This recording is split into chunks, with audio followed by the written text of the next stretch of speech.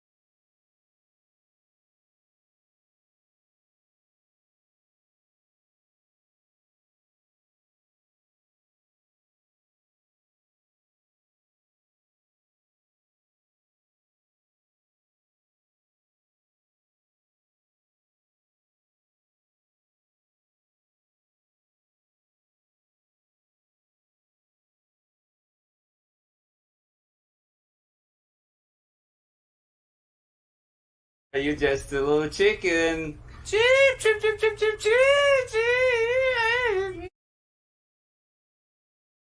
Wake up, Libra. Shit, wake up. Sleepyhead. I made you breakfast. I love you.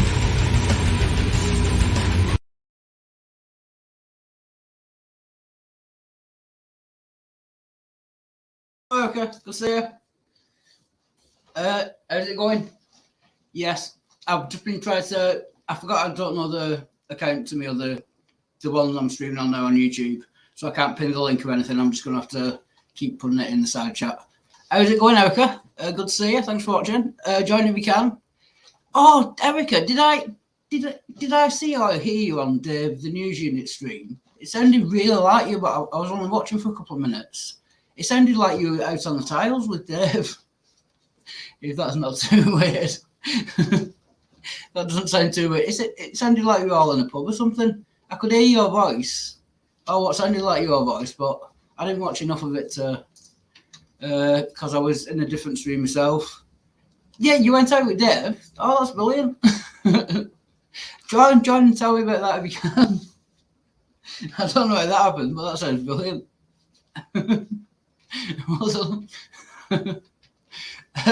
Meanwhile, I'm just doing the setup thing. So I'll be right back. I'm going to go and put it everywhere, and I'll be right back. But join if you can. That sounds. Yeah, I thought it was you. Cool. Well done.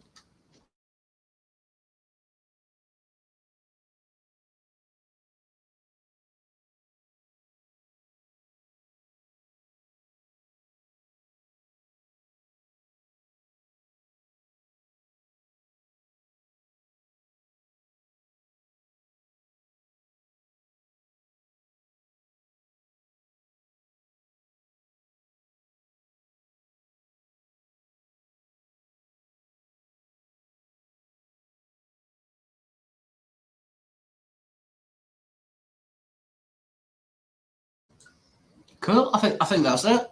I can't get onto Discord because I don't know my email, and I can't get onto my YouTube account because I don't know my email. So I've got very little set up to do. So that's it. Suits me. So I shall make a cigarette. It was interesting and fun. More of a guy. Oh yeah, because he lives in Wisconsin. He lives where you live as well, doesn't he? Yeah, I never thought. Yeah, yes, another Wisconsinite. Oh, I'm gonna have to go back and watch it now. No, it was definitely you. You sounded like you're having fun though. So how did that all get set up, and how did that happen? If you don't mind me asking, don't say anything you don't want to. But yeah, I was surprised. I wish I'd watched more, mate.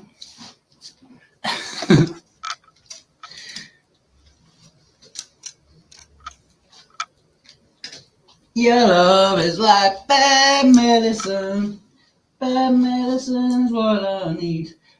And I've been tidying up my flat, like properly tidying it up. Like going through every room and properly like throwing bags and bags of rubbish out.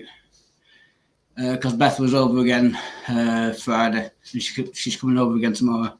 So Normally I just like play bass and don't really do much, but yeah, I've been going for several hours actually tidying the place up. So it's I mean it still looks awful, obviously, but it's a lot better than it was. And I think I bruised me.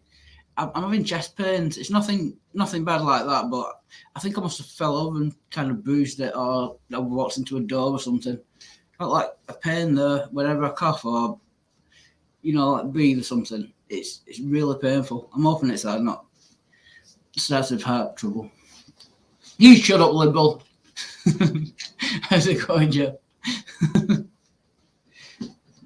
In my good tin for making cigarettes is broke as well, so I'm stuck with this. It takes about 10 minutes to make one cigarette. They're rubbish.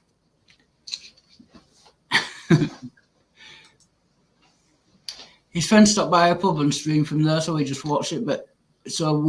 Basically. Oh, that's brilliant! I like Dave. He's really kind of chill guy. Oh, that sounds excellent. Well done. Yeah, it did sound good. Right, I'll go on mute and make this. Oh, Jill, if you like me typing, if you laughed at me typing, you want to see me use one of these rolling things, I'm going to mute and stop my camera for 5 minutes while I make a cigarette. That is embarrassing. Yeah, I'll be right back.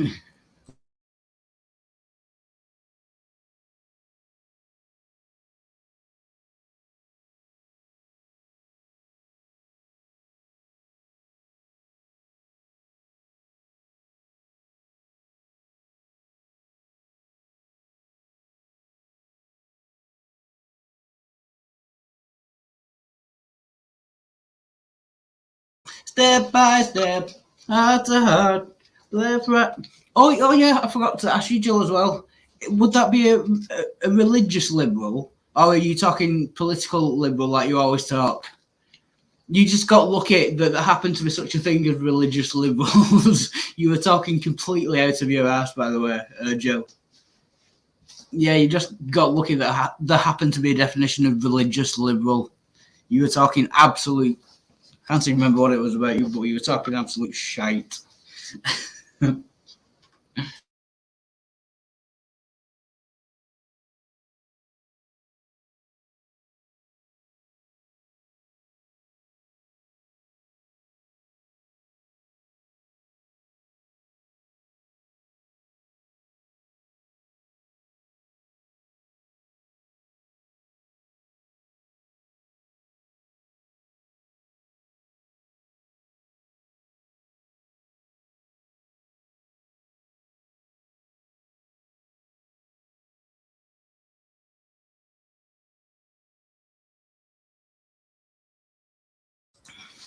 Very nearly got the cigarette made. There's a knack to it, and I, after 30 years of rolling cigarettes, haven't figured it out yet.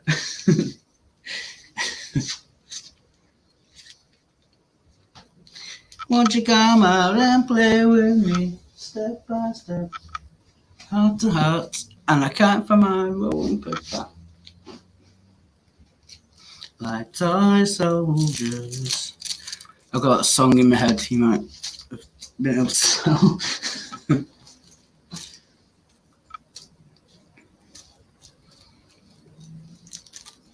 I was going to say as well, Erica. I mean, Dave's a good-looking man. Do you know what I mean? I mean, I'm not gay or anything, but he's a good-looking man. He always had his shirt. He's stacked. He's well built. Do you not have any? Do you not have any kind of temptation to? Kind of, yeah, don't answer that. I'm just saying, he's a good-looking man.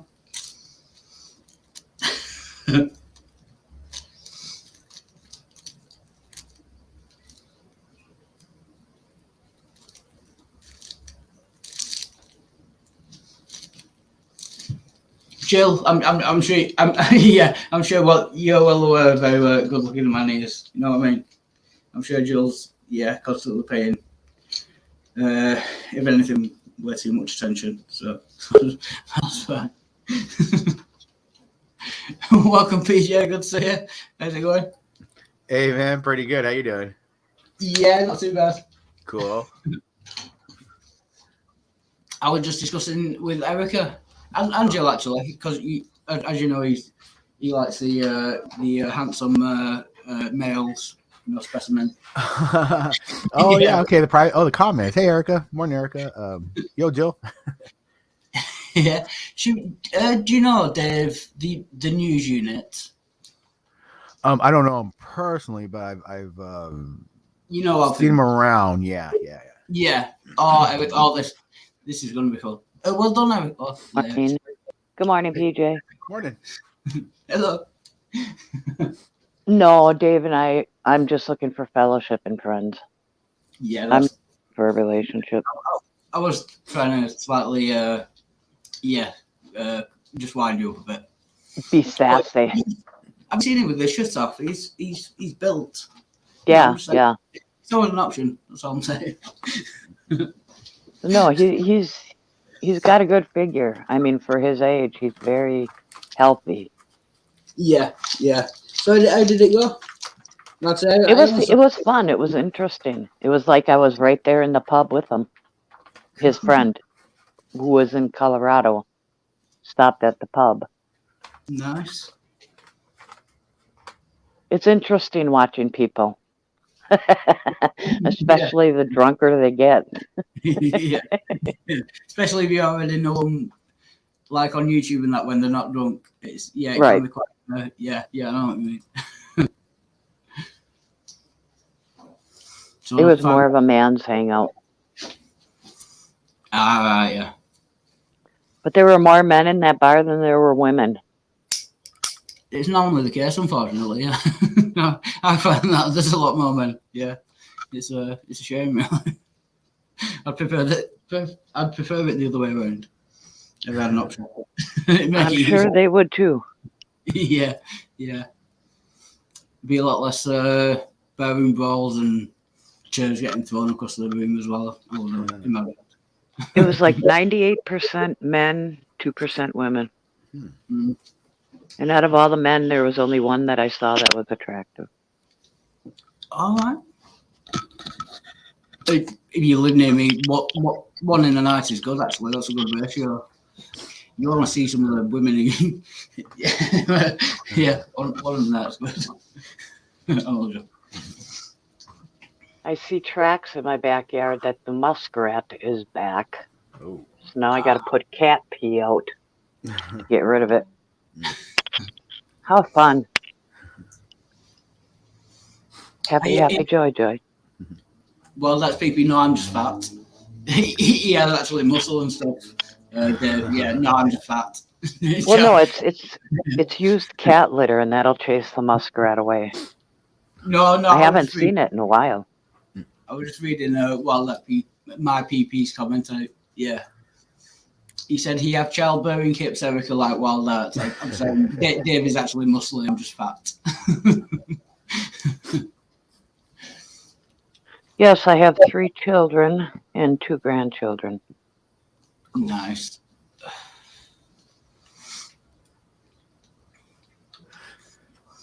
English girls just wear panties to keep their ankles warm.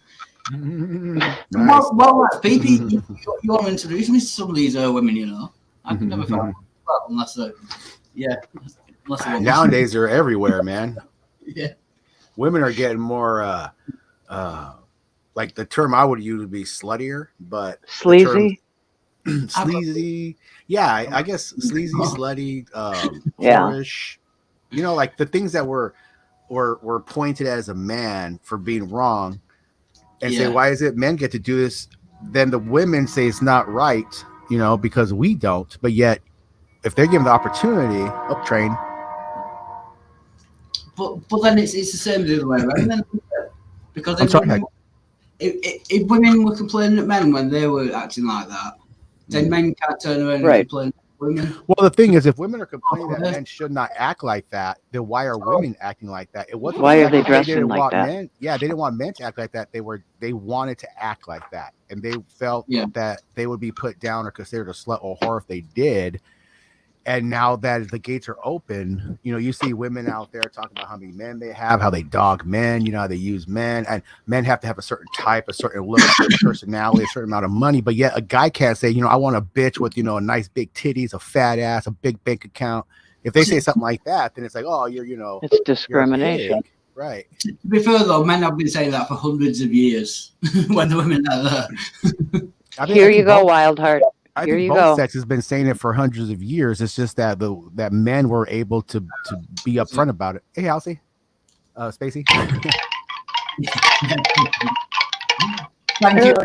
Hello. Oh, that's kind of my nerves So on that. I missed what was said right before I came in. I know you guys were talking about like double standards and stuff, Yes. but could you repeat like I pretty much was saying perspective that. on men? I meant like brag about how many women they've slept with. It seems that now it's not turned around, but now it's got more equal. Women are now bragging about how many men they've slept with. So I can't see a problem with that. But I'm not an expert on the subject, unfortunately. Well, what I was saying was how you would hear a lot, back, like let's say 15, 20 years ago, that women would complain how, men are misogynistic. They just they look for certain women. They don't want fat women. They don't want this. They don't want that. And so now the gates are turned. If the women are doing it, what they were saying before is not right. So now they're doing something that they would say we're saying is not right as right, which makes them pretty much a undercover. But I don't say the majority, but many women, undercover whores that now they're allowed a pass to do so. They're just out the gates, just flashing everything and showing everything. Porn has gone all over the place, and well, look Tinder at the internet.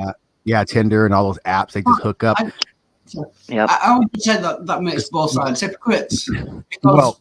Because women were criticizing the men for doing it, and now the women are doing it. The men are criticizing the women, and the argument's kind of switched over. So I think a little bit. You can see that men themselves are under attack. Even though I would say, for the last millennia, men have been making decisions, ruling, what has to be done, what has to be said, rules, laws, and this and that. And yes, it's dirty, it's old, it's primitive, and it's archaic, and it's dumb. But yet now the women were saying that that's old primitive ways of thinking, but they're doing it, which just makes it stupid in a way, I think. But like, how many women do you know, like personally, that are doing what you're saying, like you're talking about? Hold on one sec. One for sure. Two. Can you just say not enough? Okay, now these are just people I know right now. I would say 1, 2, 3, 4. And this is people that you personally know, not like now. People that I knew before, I could count to the probably 10s, 20s, 30s if I wanted to. Yeah. People that I know that I don't talk to, that I know, I could give you a good 10 off the bat. These are just women that that have been around because of the environment. Is there anything wrong with having sex with a lot of people? Now we're getting into like, I would, for a proper society and structure to be healthy, I would say there's something. Well, like, let's put it outside of the realm of marriage. Let's put it in the before marriage or after marriage category, where we're not talking about people that are married and cheating on each other. We're talking about people that are not married because they're either it's before marriage or they're divorced and they're done with monogamy. They just want to have this party or whatever they. Maybe they're just not of the mind of having like a single person in their lives. Mm-hmm. Yeah, I mean, if they're looking for a relationship, then it's wrong. But if they're over with relationships and stuff, you see them quite a bit. They have swingers clubs, usually old farts. Don't say that. My in-laws were swingers. Some people really do throw it to the wind and say, you know what, like life's really too short. I mean, this is not my attitude, but some people say, life's too short to be settled in on one person that you're not happy with, and why bother with a relationship? And well, if it's not relationship, then sex for sports. Like I would see a fun time as getting myself a '64 Corvette, hopping it up and cruising around, having fun. If somebody sees fun is laying on their back and having orgasm after orgasms because they're addicted to orgasms, then just pretty much a bonobo. You might as well just sit there with a stick up your fucking cunt and just bounce on it all day. Is you know, you know. Do you think that there's a difference in how women are viewed because they're the ones being penetrated as opposed to the ones doing the penetration? Yeah. Well. Well, now you're looking at like a power authority thing. Who's on top? Who's thrusting? Who's giving the mic? Well, no. I mean, right? I think that no, not exactly, because I've heard this argument from men that she's all used up. You know, like this idea that like women, like if they have a lot of partners, they have a lot of like experiences that they are somehow like used up or they're right. Yeah. Well, nobody likes like if you're looking for a relationship to have a family with, nobody wants tainted meat. Nobody wants. Oh, come on! How is it tainted? That's why it's a double standard. Because how many men would you say? I look at a woman like in this way. I look at a woman like a ham sandwich. You know, you make yourself a nice. Somebody made a really nice ham sandwich. You know, it's beautiful ham sandwich. Fucking multi-grain, fucking soft ass wheat, everything you want in there, right? Oh, it's a nice sandwich. I really like that sandwich, and then some guy comes up and takes a big fucking sloppy bite of that sandwich, all slobbery and shit, leaving his fucking saliva everywhere, nasty ass finger, dirty, greasy shit. And I have to go up there and take a bite after that guy took a bite of it. I don't think so. That's a pretty I don't know. That's interesting. It's well, I mean, first of all, like, if I don't know, like I think this idea that men are somehow leaving their taint on a woman in some way, because and this is regardless of whether or not they've exchanged body fluids, right? Like a woman can have sex with someone and have a complete body fluid free experience pretty much. Is that the same thing, or are you more concerned about women that are having like ejaculate? You talking about like mutual masturbation or something like that? No, like condoms. Like there's no reason why. No. Condoms are like okay. Condoms. What's that? Just something over your caucus. You're still in a way, in a man's way. I think in my way anyway of looking at it. Yeah, it's off-putting to me. Like, for example, if I were to get divorced for any reason at all, I wouldn't pursue a woman, honestly. I would just have fun with what I think is fun. If I don't know. Well, okay, so I know we're jumping around a lot here, but ideally, like, let's say two people get together, they like each other, they're going to get married. What's the ideal like body count for each body person? Counts. Okay. Ideally would be 0. So they're both going in as virgins. Right. I would say so long as it's the same for both men and women. Men can't complain that women have had too many partners if they've had the same or more. As long as it's equal, I'm fine with that. Well, it's like we're talking about society and structure of family units, right? Sex has gone to be a recreation rather than for procreation.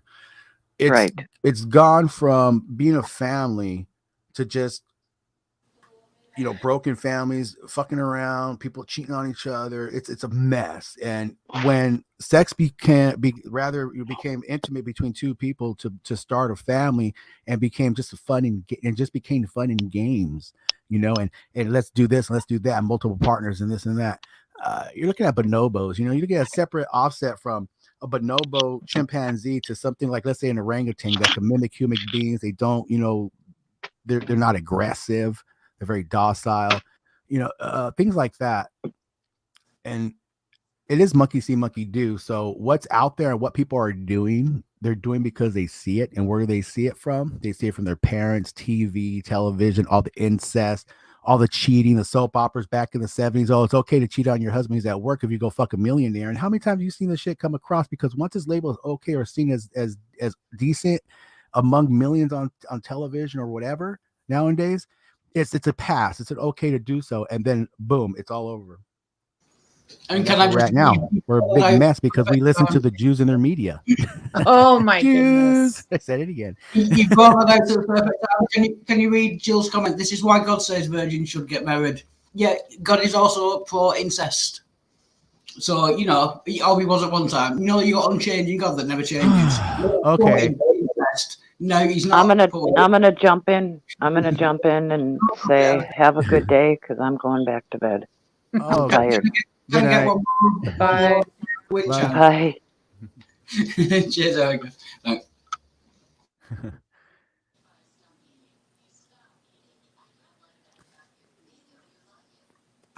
Well, you know, the thing about God and all that, if we're looking at what's this about? This might be something that's in the New Testament about marriage, right? Where the marriage, you know, where all the rights are set from. But if the Old Testament, there was one family left, so they must have had incest. So God must have condoned incest at one point. Well, now he's very much against it. I don't know how unchanging God can manage that. But you're anyway, implementing. But when you implement, like, you know, a character like God, then you have to go from, you know, if you're going just from that one Bible, because if the Old Testament was written, you know, just what was it? Maybe what they say, like 400 BC, around there, you know, and all those stories in that Old Testament are taken from older texts, right? So wait, are you saying that the Old Testament stuff is all metaphorical and it's not like really, like, it doesn't count? Or it does. Well, if you could look at it, if you get all or most of the Old text and the Old Testament from old stories that are said different ways, then that knocks out the Old Testament is valid in any position at all, which knocks the New Testament invalid because it's just based on the Old Testament, yeah, right. And the Old Testament is based off of old scattered, you know, old religions and old texts that were found. So yeah, I mean, I would have been. I will raise you Adam and Eve as well. If there were two people on the planet and everyone came from Adam and Eve, there must have been huge amounts of incest at one point. That's how biology works. Yeah, and I've talked to Christians about this in the past, and they basically, you know, say that, well, we don't have all the birth defects and things because, well, God is magic and he can, you know, do whatever, you know, to sort of manipulate reality and make things work. And so even though there was incest, we didn't experience all the bad things that incest typically brings because, well, magic. I've heard that argument, but if he's all powerful, he can also get rid of the birth defects now with every child that's born. He can do anything. So why doesn't he do that as well? Right. Well, because of I don't know. I mean, I just doesn't want to. He wants people to prove their faith, you know. And I wasn't trying to go at you, by the way. I don't get angry sometimes. I'm not going to go at you. I'm just myself in the jail. You know, if I met someone, if I wasn't married, let's say, and I was like, you know, in relationships or whatever, and I was looking for someone, and I met someone who had sex with, you know, I don't know, 100 different women, let's say. And they were absolutely like 100% ready to settle down. And I was convinced that they were telling the truth and that I could trust them. I think the biggest worry that I would have, you know, if they were all like clean status wise, as far as their health and everything, I think the biggest thing that I'd probably worry about is like them fondly remembering other experiences and comparing you know, the experience that we had and finding it inadequate in some way. Well, that's one of the reasons is because when you experience, like I say, 100 partners, you're going to rate, you know, who had the best asshole, you know, who had the tightest pussy, who had the biggest titties, who had the nicest nipples. If those things were the most important to you, that variety. That's what I'm saying is like, but not only that, not only that, what I say is this: if a woman ever, and this has been asked, you know, oh, my boyfriend cheated on me, or he hit me, I would say the same thing. Leave him because he's going to do it again. It's repetitiveness. If he's been with 100 women, don't think 101. You're going to be the perfect Dalmatian for that guy. Fuck no. He's been with 100. If you don't fit the perfect criteria of that one or two, he's trying to find a mismatch of these women to put together to find one. Yeah, you're just looking for trouble. Yeah, I do agree with Jill. Virgins are the ones that need to be married because if that's experience too. If they experience things together for the first time together, then they have a closer, tighter relationship to experience life together further. If they're able to, it's possible, but there's also the possibility that they'll experience each other and find themselves wildly incompatible, or that they really don't like the way that this person snorts and hawks up their spit in the first thing in the morning and has bad breath, and like there's all kinds of things that will irk them, right? But they're looking for a perfect body, a perfect person who wakes up beautiful makeup on, or a dude that wakes up with a hard cock.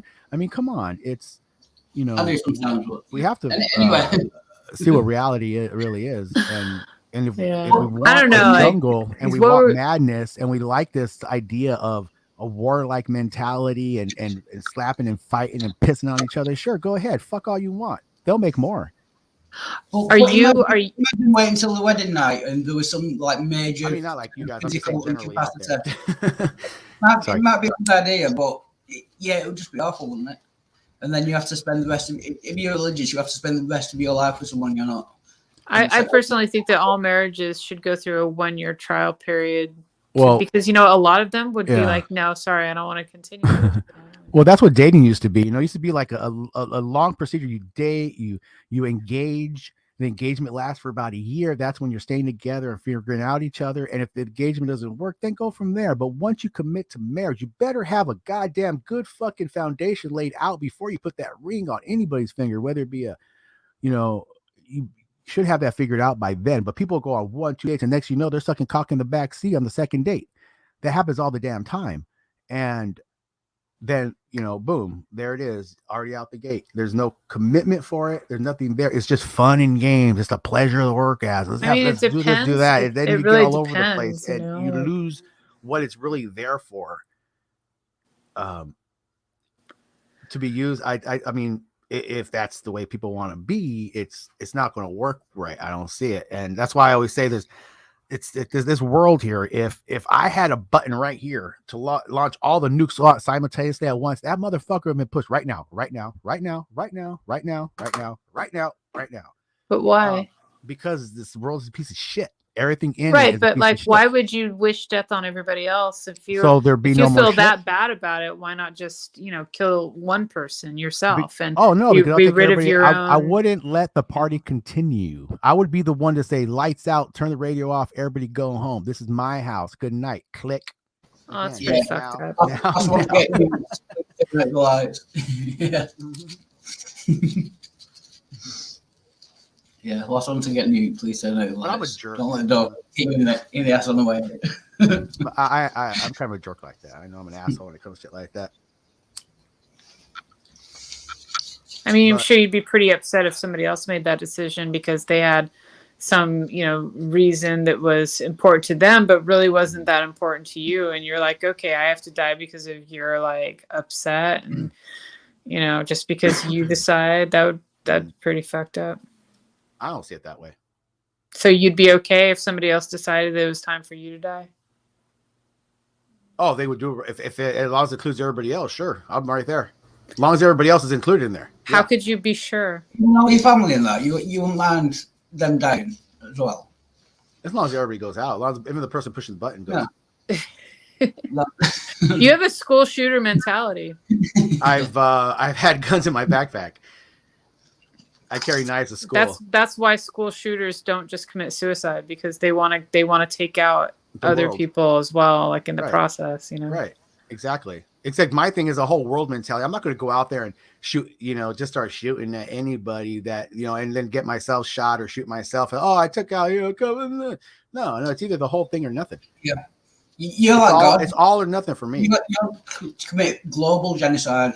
Right. You're not happy if there's anyone. Right. It's got to be global. It's got to be a total annihilation of everything in existence on this planet alone. Yeah. I've never had that feeling, but I can't say. He's right. While PP's right, I have no weed. Yeah. I've been sober for 3 days and 4 days. So yeah. Good point. It's starting to show, I think. Mellow the fuck out, man. I usually just sit back and just listen and hold my tongue because I know that what I say upsets people. So I just kind of just lay back and say, just listen. Yeah.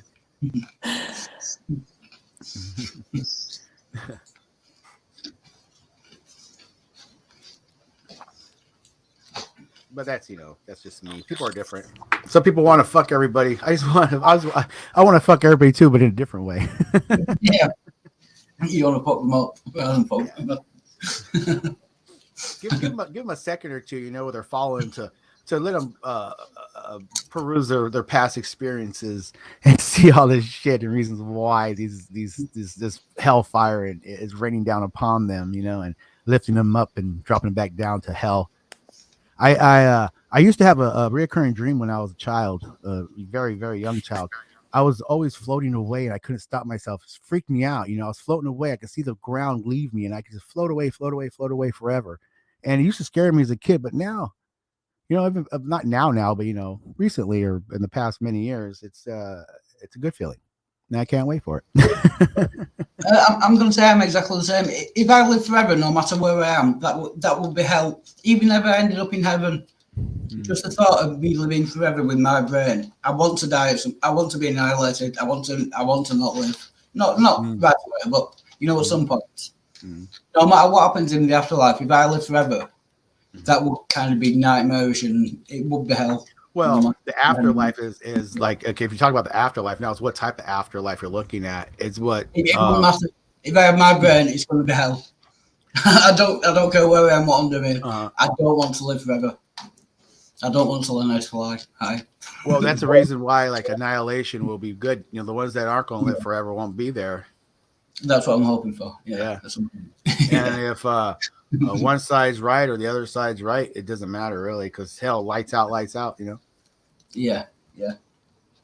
I wouldn't mind having the option to live as long as I wanted to, as long as I could have some kind of physical renewal, so that I would not be like a miserable, old, sick, like crippled person at one point, just living on and on and on. Like, I would want to be able to, like, let's push a button and jump back 25 years or longer or whatever, like whatever age you wanted to be, like you could just pick it. The Hindus are right.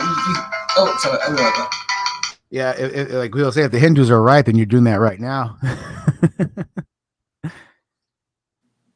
This is the one you're leading right now to the next. Usually they say the determinants on how you live this life will determine where you're going to be on your next life, whether it's going to be a step up or step down or sideways. Right. That kind of old ways of thinking, in a weird way. If existence exists and you're here to perceive existence, and existence can continue to exist, and existence can't exist without a perceiver to perceive it. And if you say, oh, well, others can perceive and there's no use for you. But if existence is going to be perceived, then you're going to have to jump in the game and perceive it. Trying to make sense of that. That's a little bit off that thought, but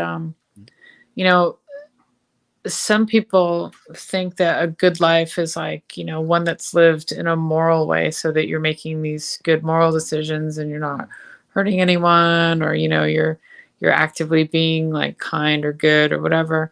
And then some other people think that a morally good life is a life that's fully realized, like living like the most you can, like making the best of your life and the most of it, because it's like a life wasted otherwise, Easy to say when you're a millionaire, you have everything you need in life to be happy, right?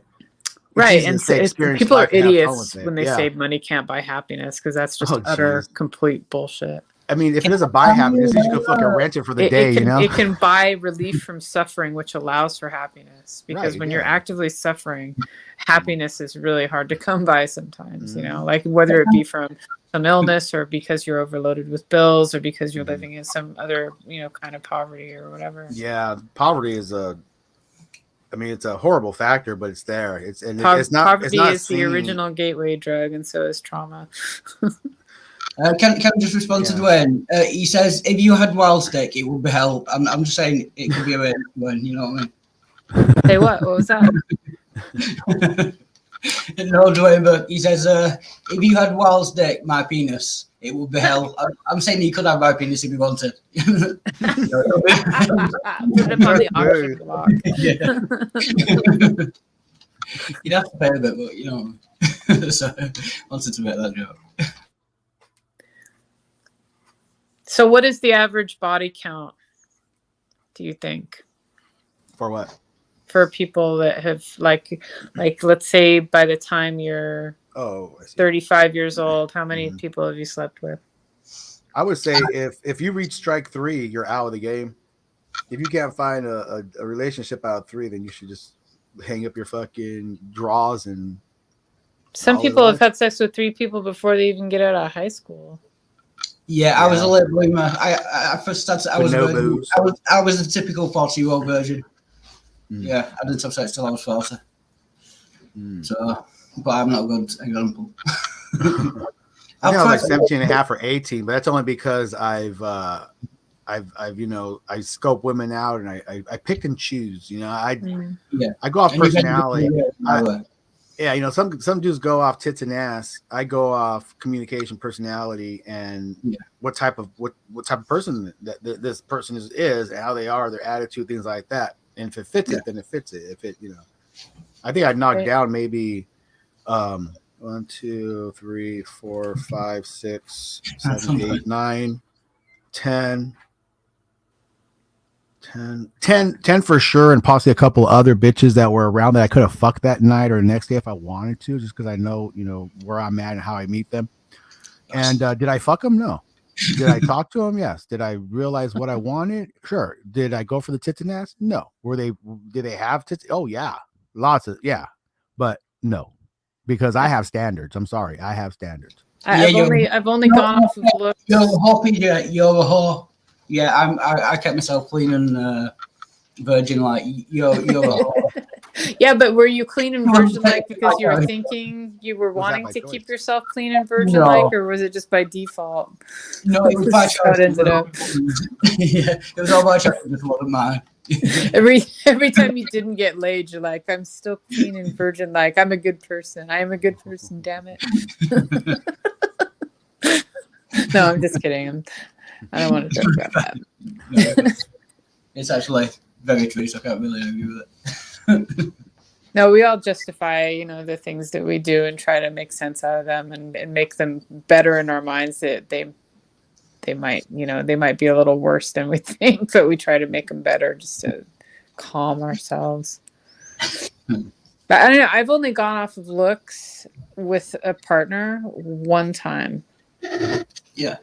One time. And the guy was a complete, like, you know, he had the personality of just a cringy sort of dud, you know, and I learned my lesson. I'll put it that way. There was nothing there mentally, no like attraction, no connection. It was just like physical only, and that was just one time I experienced that. Yeah. I actually got Beth came over on Friday, and I wasn't interested in having sex. I just wanted to talk to her like I'm so to speak. That's gay. Yeah, just couldn't be bothered. Does she charge you for just sitting and talking? Yeah, she's a prostitute. Yeah. Does she charge the same rate? Yeah. Damn. Oh no, we will have sex. I'm just saying she comes for 2 hours, so we didn't have sex for the whole 2 hours. Oh. Okay. Yeah. We will always have sex. It's just yeah. Yeah, you know when you're talking about looks compared to like what people have inside, like looks only go so far. Even though someone could be really nice to look at and have a great body and stuff, like they open their mouth, you got to deal with what comes out of it. You know, like yeah. Especially like if you're in a proper relationship as well or marriage. Yeah, exactly. That's more important, I would imagine. Yeah. People are weird. Yeah. I went out with this one girl, and she was probably like 5-6 years my senior, 7 maybe, 8. But she was, you know, wanted it to the point where she would put her hand down her fucking pants and try to shove it in my face. Look, my pussy don't stink. You know, oh my god, my pussy don't stink. I'm like, get the fuck out of here. That was your strike 3. You know, next time she called, I was like, yeah, I'm gonna help my mom. Yeah, I'm gonna go help my mother. Yeah, my mother called. Oh, you're a fucking mama's boy. La, la, la, la. Yeah, fuck you too, bitch. Hang up. Never even fucking talked to my mom the whole time. You know, it's just. Damn, that's some thirsty shit right there. Yeah. You know? Yeah. See, that's definitely like a personality incompatibility. Someone that makes that kind of decision. Exactly. I'm not going to give my dick up unless that it's going to be right there. So I just waited, played the game. Took a while, but it was worth it. Mm. Oh yeah, like I was just gonna ask you, like, so are you saying that you've only had like maybe a dozen women before you met your wife? I've dated a couple of women. I knew many women that were on the wanted to, but I could honestly say that I was my wife's first and she was mine. Love or sex? I would have to say both. True love and sex. Mm-hmm. I was maybe been attracted or that thing, but as far as love goes, yeah, Mm-hmm. I would say first, yeah. So are you saying that you you wanted or got close with other women and didn't have sex? Right. Interesting. Do you ever regret not sleeping with more people before you settled down? I'm sorry? Do you ever regret not having sex with more people before you settled down? Hell no. Mm. Nope. I go grab a titty right now if I wanted to. She come grab whatever she wants. We wanted to. We're just like that. We're just just okay. friends, and yeah, it's that big Robin. It's like I don't know, when you find the right person, there's not going to be that point. I think of there might be a little bit of aggravation, maybe, of circumstances, things like that, but no, I never had any regrets at all or anything like that. Mm-mm. You find the right partner, you're good. And I'm just the kind of guy, like if anything did go to shit, even after all these years, if anything did go to shit, I'm not going to remarry, or I might not even, I don't think I'll go looking for it. But I don't see that happening anytime. So these cigarette machines are shit. That's what I'm getting annoyed about. Oh, those shitty. Yeah. Oh, I hate those ones. The little double rollers, the Teflon, sheet on it or whatever it is. Yeah. Wait, what is it? What are you talking about? A cigarette roller, the little. Oh, right. Yeah, those janky ones. Yeah, you lose about 20% of your papers. Are you rolling tobacco or weed? No, just tobacco. Yeah. Oh, okay. Why don't you get yourself a good pipe? That's why I smoke my tobacco out of, man. You don't have to worry about rolling shit. No fucking paper smell or all that fucking weird fumes. You don't get that lingering smell too long because of the stench. You could get one of those ones that like a professor uses to like look thoughtful while you're puffing on your pipe. Might even make more smell. It has to be a good pipe. Yeah, it's a good idea, that actually. Yeah. I mean, yeah. I think this pipe is actually made in England. They stopped making these. Well, this was made in the U.S. This is a 1953. No. Oh wow! And it's a company called Falcon, and they moved the company to England. Hey, Sainty, how you doing, man? Morning. But they still make them there. You could, yeah, they're only like $30. But what's cool about these is that for weed or for tobacco?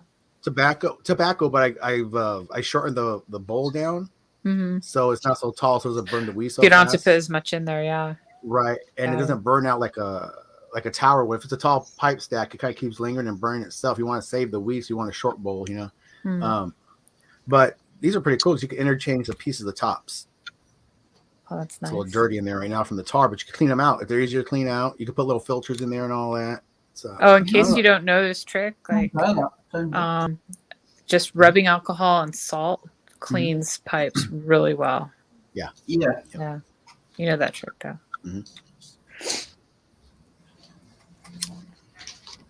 Welcome to Tommy. How's it going? Good to see you. Hey, Saint. Excuse me. Thank you. I just woke up. My IQ is almost up to 50. And you take your time, get a couple of coffees down you. I've been awake for 2 hours. Yeah. About 3 here. Who rubs down with alcohol? That's crazy. I mean, alcoholic. rubbing alcohol is called rubbing alcohol because people use it to give massages. Yeah. I know. That's what I've heard. Not me. And in some places, like if you go to certain like CVS's or Walgreens, like they'll have a wintergreen like bottle of rubbing alcohol that's specifically for that. It has like a minty, smell to it, so that it's like that icy hot, when you put it on. Avoid what is that stuff? Shaving cream too. Rubbing down with shaving cream. That's no good. No good. I can imagine that being painful. Yeah. That's all goes. Your nightly routine, you're just applying shaving cream like lotion.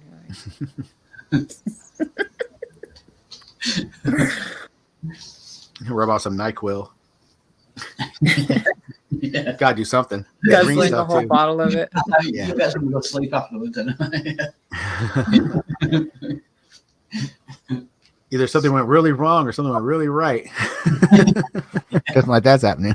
I can't remember any of it. Do you remember in like Lost Boys when the grandpa used Windex as an aftershave? That smells pretty good. He's like putting it on. Yeah. Going out for his date. For his date. You don't invite him into your house. You don't invite vampires in Home Alone, where he puts on aftershave for the first time. Macaulay Culkin. And and he's like, it hurts, right? Yeah. I'm kind of into that burn. I don't. I have this weird thing with my skin. Like if someone like brushes up against me, like with their, like if my husband like brushes like up against my skin with like his shirt or any like little fine touch like that, like it's just like crazy, like super, super, super bad. I have like super sensitive, like nervy skin. Like allergic to it.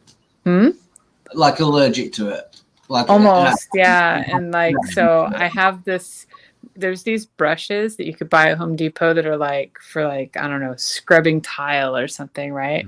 Like I bought one just for him to like scrub the fuck out of my back. Watch out, she's got a basket full of cheese graters. And I like it when he does that and then he puts alcohol on my back. It fucking stings. But it hurts so like just perfectly. I love that. So that's my my weird little thing. Yeah, it's pretty dark. Yeah. I've been cleaning up. So.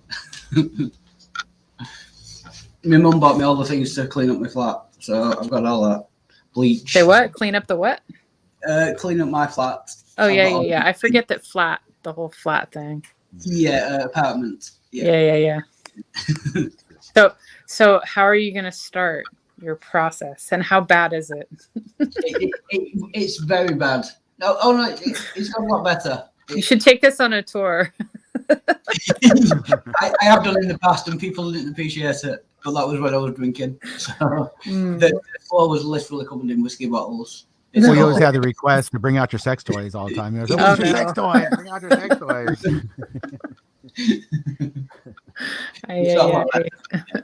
It's a work in progress. I was going to compliment you, Space Cadet, as well. I really liked that program yesterday you were on with Irene Nick, and I've never seen the other guys before. I think I was on the other for 10 minutes. I used to subscribe to that channel, but then for some reason recently I unsubscribed, and then I saw the link and I was like, oh, these guys again, they're pretty cool. Yeah, I thought that was good. Yeah. Who's this?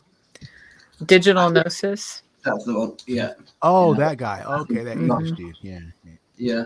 Pine Creek is on there a lot, and there's like a couple people that I talked to him and his buddy before with on who was it? Bread for Life, Rebecca's channel. Yeah, I was on there a couple of times and talked to him and his buddy. Yeah, they've been the side chat, I think, last night. Who's the other person? He doesn't appreciate me too much. Oh no.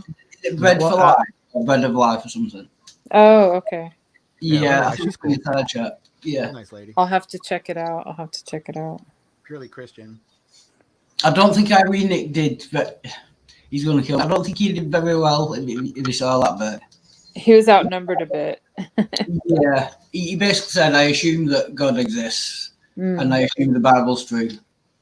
Well, if you couldn't do that, I can't argue with you. Well, I really can't argue with that. Man.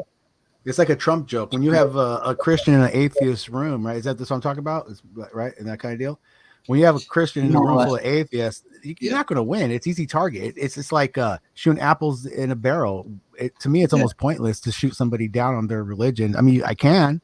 It's easy. Yeah. Well, I don't know. They weren't really shooting him down. No, to be fair, that was my criticism of him. They were perfectly nice to him, to be fair. Oh, my bad. That was just my criticism. Yeah, my criticism of him. The problem was throwing logic over and over. That was the issue. That can't work.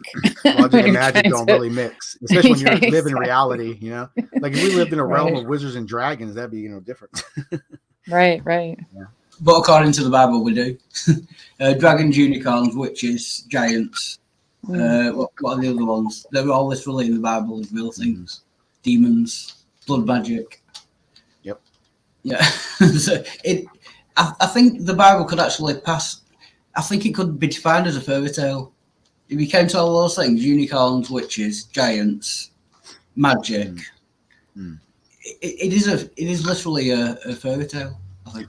Either you got to include aliens or something that's not.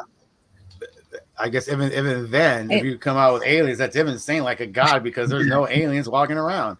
You know? I mean, some people would say that if it like there's this type of argument where I forget what it's called, but like when we look at the Bible, there's nothing in there that said that God isn't like an alien of some kind, like from some other faraway place, right? And to completely like alien to humans, like there's nothing that says he's not. So maybe that's the case. Maybe we don't know. I'm sure you met Richard Madsen.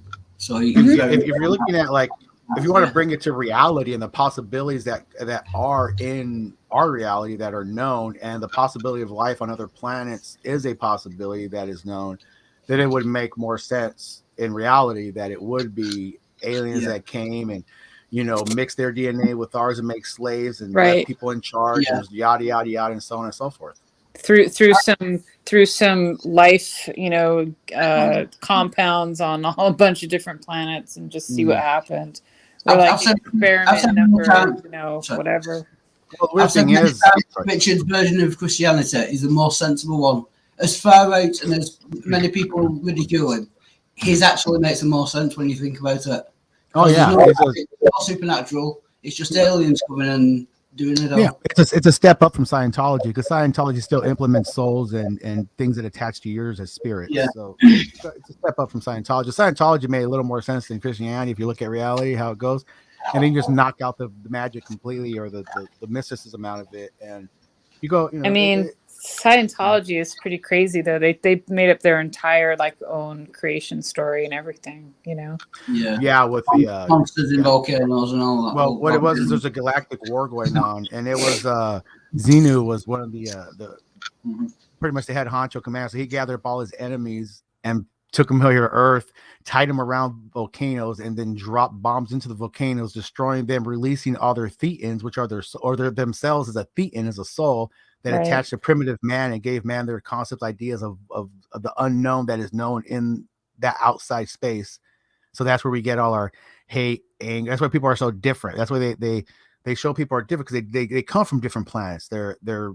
Their essences that are attached to them are from other places that come from other types of attitudes. And if you look at meteorites and asteroids and this and that pounded the Earth and Moon before, that makes sense in a weird, not sense, but you could see where there is going to be a form of what you want to call transpermia or anything like that. Because if you keep the stories real loose and stretch, I'm sure. Yeah. Well, okay. Yeah. For example, we're made up of certain things here on this planet. And if we're just a rock and other rocks have been, pummeling us for so long, don't think those rocks have pummeled other places and things are going to follow suit. Oh yeah, and I'm sure that there's, there's things on Earth that weren't always here, right? They were introduced by, like you said, that asteroids, comets, all kinds of things coming into our atmosphere, coming in contact with the planet and stuff. And I don't know. It surprises people when they say, "Oh, we have stardust in us." Well, it's like we're made of the things in this universe / solar system / planet. So why is that so surprising? We're also made up of the same stuff as a fucking bug. Yeah. I mean, one of my teachers basically said, and he may have been kind of playing it loose with this information, but like all the things that we sort of evolved from or through are still in our DNA. Like the DNA, the instructions for making like some, black slime or some like thing that, was part of our ancestry is still like, in us. What I find interesting is on meteors, they've actually found like amino acid, basic building blocks on meteors. So that could have been what happened. Is like certain like a certain native and other cultures will see it as the structure of yourself is brought up by everything that is around you. You get your reflexes, from certain type of things but they adhere to from the past creatures that were built up from the earth. So everything you are is just accumulation of everything that is to the point of what you came to be out of it. So don't think, you didn't start off as a worm crawling around as just a simple intestine digesting and extracting. And then all of a sudden you got, the heart pumping, you got the brain moving, you got thinking process. So every little thing that had to come up to what you were. Before. We are all stardust. Literally, there were 3 elements of the Big Bang. So we literally, everything else has come from stars exploding. I didn't call it dirt. Yeah, it is basically. You mix dirt with water, you get clay. Yeah, that's it. Right? Yeah. Well, I mean, in that one way, like, that little explanation of Adam made of, of the earth is, if you look at it from a mythological standpoint, the same way that the Greeks talked about, the heavier elements falling and, basically becoming like the core of planets and stuff, like they had that right in a very sort of loose way. And if you look at the idea of man being made of, the earth, and that's true too, but it wasn't a literal ball of mud that God breathed life into. There wasn't things around at the time. It would have to be dirt because that's basically all that there was around at the time. So they didn't have a choice, to be fair. So what came out of that muck, Right. And but the thing is, like, humans, we think of ourselves as so much higher, and just because we can like manipulate and understand the world in a different way than other creatures, but we're no better, we're all earthlings. We're all stuck here on the same planet. We're worse. And we are worse in a way because we're the only ones that have caused like pollution and destruction, and we're really the only ones that operate on greed. We are literally a brilliant ape. That's how we are. We're just an ape that evolved with a more advanced brain. We are literally apes. If transpermia did take place, then whatever landed here that brought this upon us is just another virus. Was a cough, out there, a cough of rocks that now we are the cancer, because we are destroying the earth and we love it. Yeah, people love destroying things. It's part of the process, destroy, build, use resources, use up, go the next, kill, take over, call our own, use, go the next. Well, it's also based a little bit on this idea of dominion over the earth. That is an idea that has caused some of this destruction. This idea that we have to have mastery and dominion over the earth and the animals, and that we have the right to do that. Well, once mastery and dominion goes from killing and destruction, where master dominion should be more like a master, will have dominion over and do things properly, like stewardship, not right. So like freedom to destroy, but freedom, like the correct way to take care of something. Exactly. So when Welcome back, by the way. Good to see you. Thanks for watching. Hey, Bonk. Oh, Dwayne out there? Yeah. Cool. Hey, Dwayne. Why, I man had a wing shite. Sorry, that's a Geordie accent. Spuggy, Viking Grove. I mean, you want to destroy cancer, right? Who doesn't want to destroy cancer? So what's wrong with pushing a button? I do, but apparently you don't, PJ, because you want everyone to die. So no, you don't. I want to destroy cancer. So why would I destroy cancer? You want everyone to die of cancer. No, everybody's going to get cancer. Just the way the world got cancer. Cancer on cancer, as above is below. Yeah, we are. Yeah, yeah. We have a cancer. We spread it well. Definitely. Yeah, definitely. But I have to nip out. I'll be about 5 minutes. My mum's got us some little bottles of pop, so I have to go and pick them up. Little bottles of pop. Okay. Yeah. No teas allowed. Little bottle. No TTs. That's why Englishmen are all gay. They don't like TTs. Yeah. You are not cancer. You are not cancer. Who told you that? No, You're we were not just joking. cancer. We were talking about okay. global genocide before. No, I don't think. Okay. I would say people are okay. Casually discussing genocide. You know. It's very it's complimentary. I was saying that people are cancer. Yeah. It was me. I was saying that people are cancer, but yeah.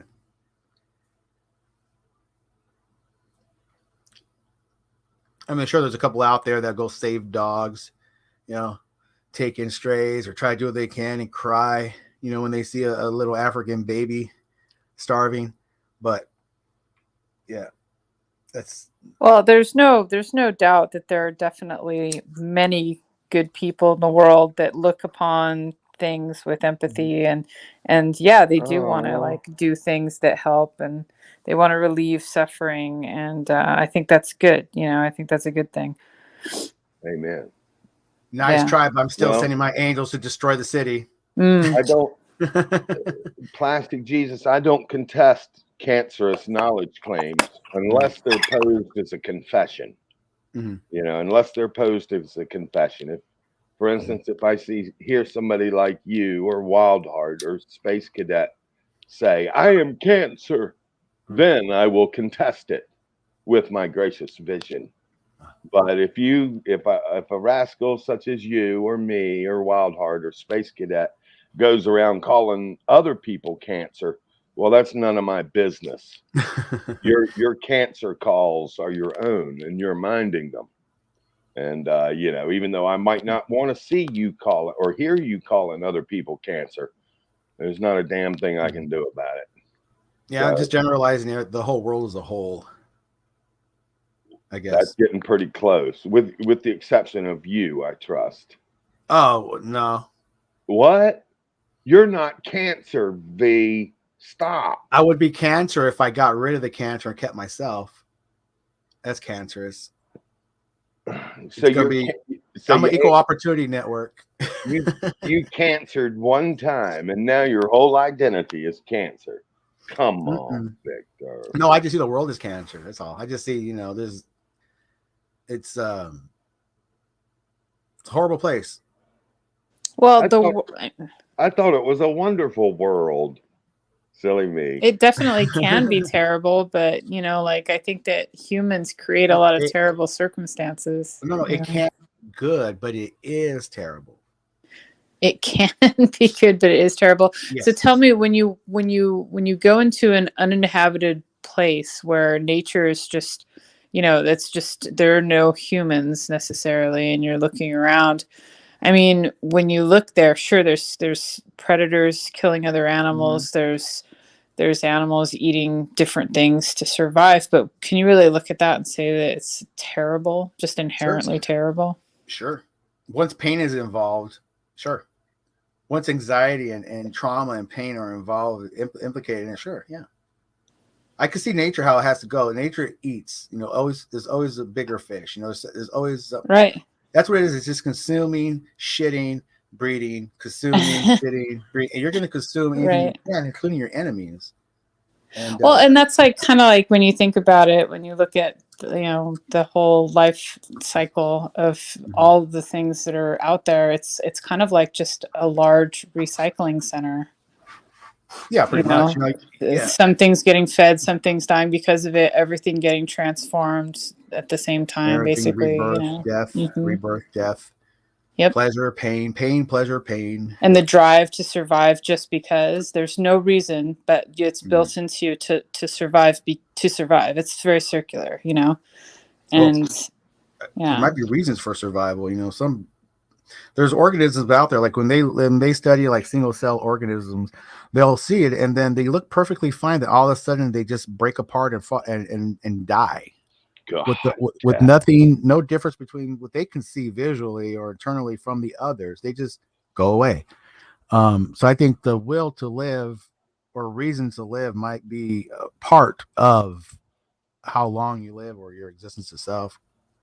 I seen a kitty cat save a toddler from a mad dog.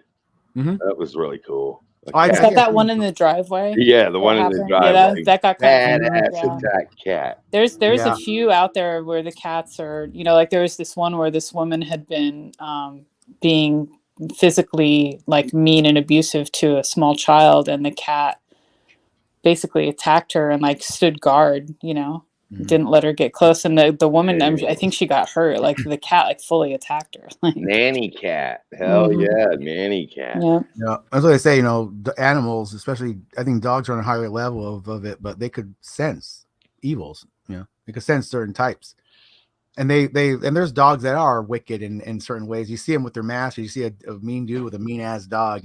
Like a poodle. And it's been there's a certain part that's temperament, and then there's definitely like the aspect of how the human treated them.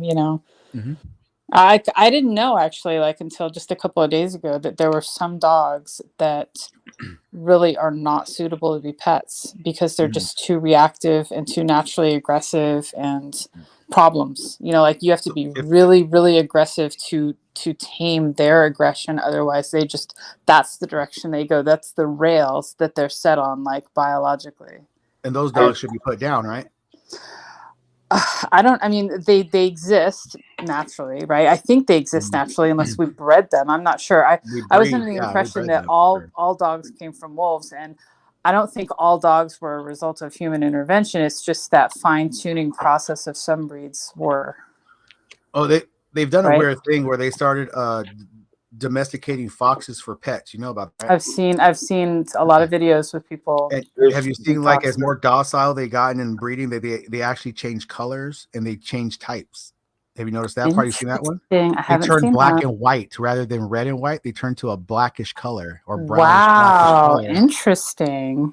when they breed them that way. And they actually, they get rid of the aggressive ones, the ones with the bad attitudes. They just pretty much either put them back in the wild or execute them. You keep the docile ones, and they found out they're getting fatter and different colors and different styles. They breed themselves into, I don't know what it is, but there's a documentary on that I checked out about a year ago. It's pretty interesting. You get one at Walmart in no time. They're going to become cats, Yeah. Pretty much. Some people call foxes cat dogs. What do they call them? They call them cat software, dog hardware. Exactly. Yeah. Now, I don't usually traffic in knowledge claims, but I do make an exception for Theo comedy reasons. Did you know that there's no such thing as a clean cat box?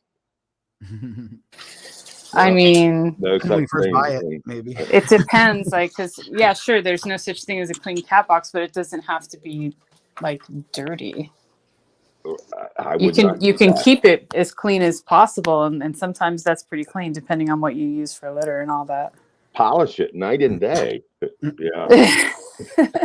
Even the turds. Look how clean my cat is. Get the clumping litter; it helps. You know what I use? I use those pine pellets that they use for horse bedding. Oh yeah, my niece uses those. Yeah. And what's good about it is that, like, it absorbs. Like when you deal with scoop litter, like a huge portion of what you're dealing with is clumps of pee, right? Yeah. And because cats only poop like once a day, maybe twice, maybe. Unless you sometimes even once every 2 days, depending on how you're feeding them and what you're feeding them and all that stuff. So what happens is like the pee just absorbs into the pellets, and the pellets break down and become sawdust. But they don't have any perfume; they just smell like wood. Cat poop is one of the most evil substances God ever created. Well, and when they go, you just pick it up and throw it in the toilet. You wear like you could use a scooper. You could wear a glove. You could pick it up with a little baggie. Just don't flush the baggie. You know, I saw a video where a fella taught a cat to sit on the toilet. Yeah. Oh yeah, they're very trainable like that. Yeah. Some cats will even flush depending on if they have an easy toilet to flush. Cool. Yeah, I've seen that. It's pretty cool. Dogs sitting in toilets too. Yeah, you can train them that if that's the spot, go ahead and go there. You know, and they're like, yeah, because they don't. You think cats like the litter box? I mean, a natural place for a cat to take a dump is probably out in the grass or the woods somewhere. You know, if they were wild. Did you know that cats naturally like to clusterfuck? Like literally? Well, maybe not at the same time. Yeah, they're biologically driven by the female and heat. I mean, it's like putting them all on ecstasy for a little while. They have no control over it. So a female can have several kittens from different sires. Yep, and all within 2 whole weeks is their period of getting pregnant. Good God. So when like there was this like study, like a facility in Japan. And I read about this years ago, and it's probably still out there, and probably more studies have been done, but they had like, I forget, a number of cats in like sort of a warehouse environment, but with lots of cat stuff around, you know, trees and ramps and scratching things. And, so it's humane. Yeah. It was very much for the cats, a place for the cats. But they were studying their behavior and how they operated like in packs like that, and that kind of environment. And like when one went into heat, the males would just sort of surround her and just go one at a time, like one after the other, after the other, after the other. I'm sure there's probably sometimes fights, but they would mostly just recognize that this was, you know, they'd wait their turn and then go. And the females are the ones that call it. Like if they're tired of what's going on, they'll just like, you know, stop doing that little stance that they do, because they have this little posture that they do to indicate like that they're ready, right? You've seen it probably. Anyway, videos or something. And yeah, they just they can have every single kitten can be from a different father, and the biggest age difference can be 2 weeks between them. Oh wow. That's why like when a cat has kittens, they're not going to go over that gestation period. Yeah, they'll have a run. That's the run is actually a preemie, so you have to treat it like one. You know.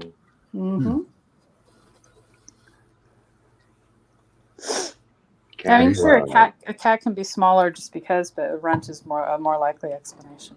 Well, for the preemie thing, you know. I heard that most female cats are omnisexual. That's not true.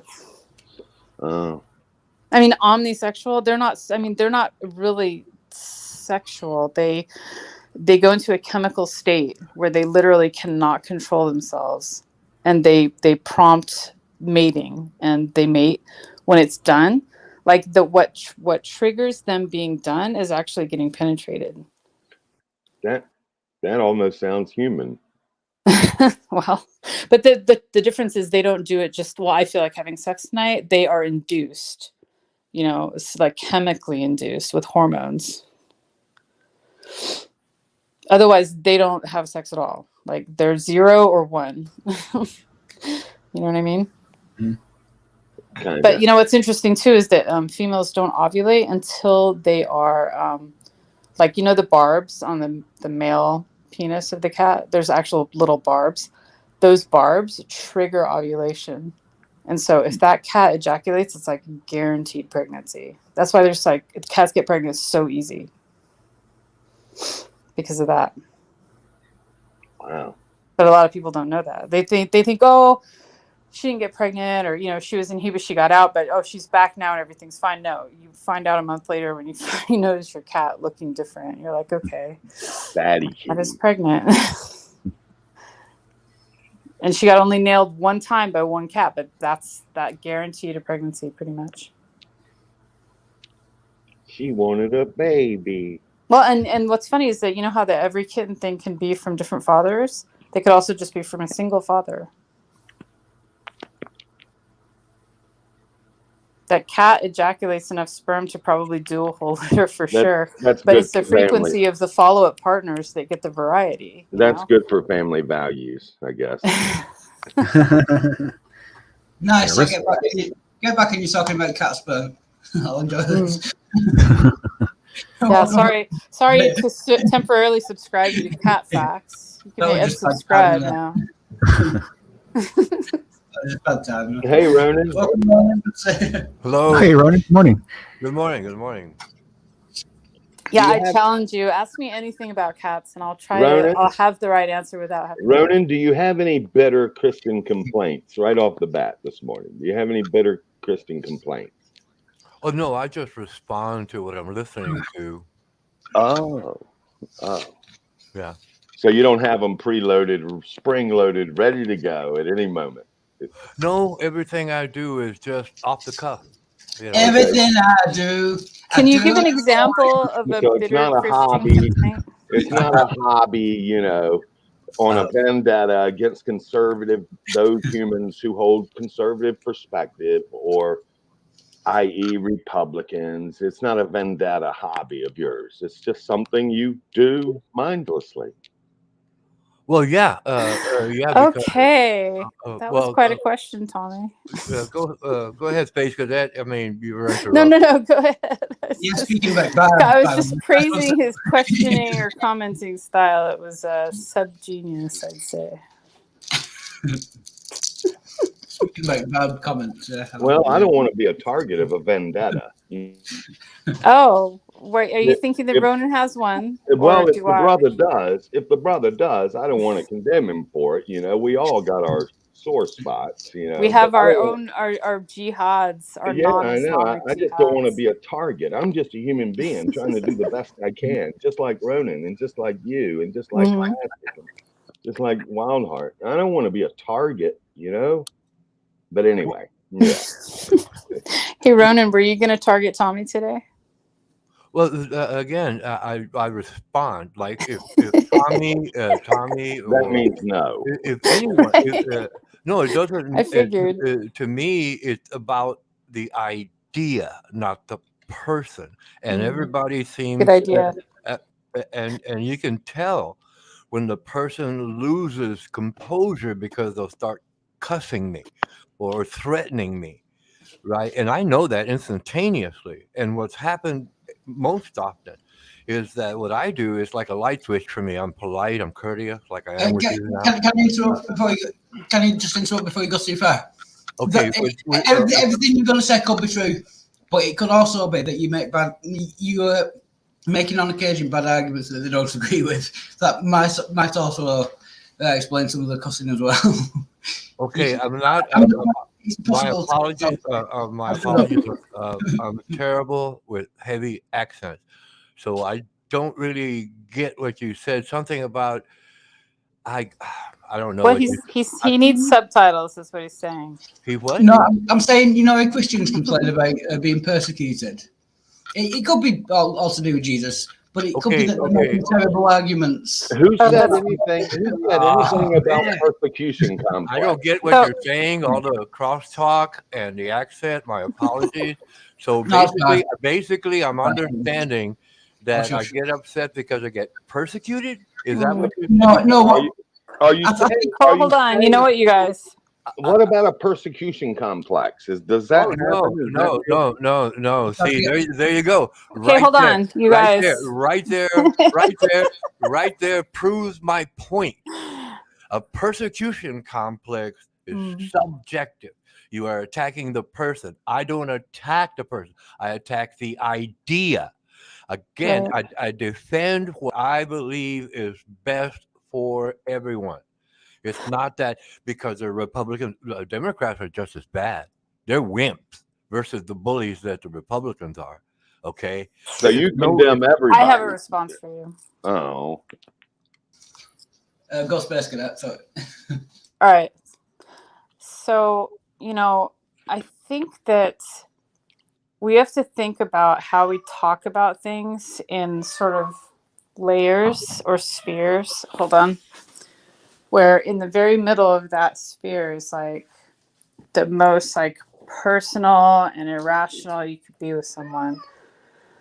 But when we back up a little bit, like then we talk about a certain level of personal like beliefs, maybe our religion by name or set of ideas, our political stances, whatever, and our opinions having to do with that. But if we back up another layer, like we're out of that realm of being personal, and we're only like we're pulling ourselves out of the situation and only talking about the ideas without our ideas and opinions attached to them.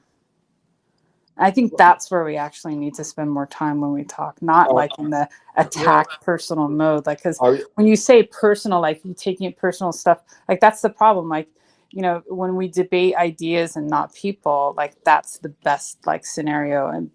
But people have to stick with it.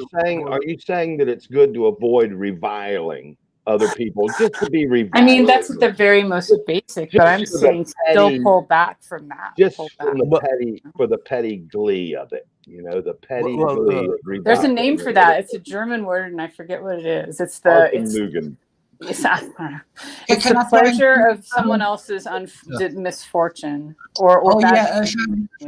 Schadenfreude it's called. Yeah, German Schaden. Yeah. Can I try and do an experiment? A little bit of a sadism in there, just a touch. Well, the difference is no. Can I do like vindication or something? Like. Can I do an experiment? What I'm going to try and do, Roland, for you, I'm going to try and slow my speech down and try to speak properly so you can understand what I'm saying. It might go terribly. Well, no, it already has done.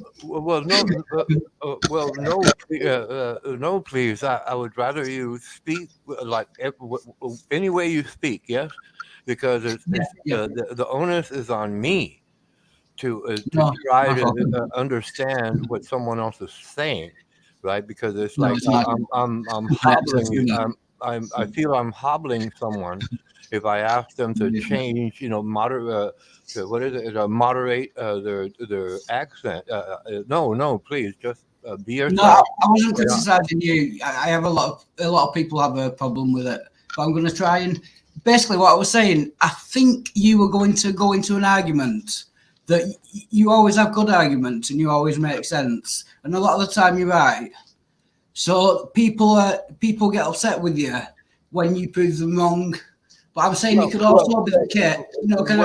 Can I just finish? It could also be the case. Well, you have lots of good arguments, and they just get annoyed. That's all I was trying to say. It was kind of half joke. Victor, go ahead, Ronan. Sorry. All of it comes down to pride. Okay. Yeah. People have corrected me. My pride doesn't get in the way, and I've learned a lot from you all, from past experience when I was younger, and that pride thing gets in men's way. If I'm discussing something with someone and I point something out, like an advancement in DNA, I had a debate about that some time ago, a month ago, and the gentleman, there was three of them, and I was explaining an extension of DNA, and they argued, and they call me dumb, and then I posted the information, and they don't retract anything because pride is in the way. Yeah, they don't want to be wrong, right? I mean, it feels like foolish or something to have invested any energy in a wrong idea. So people like struggle and fight against it because they don't want to admit that they were wrong. They made the wrong judgment. They believe the wrong thing. They invested in this thing, like they don't want to be wrong. Victor?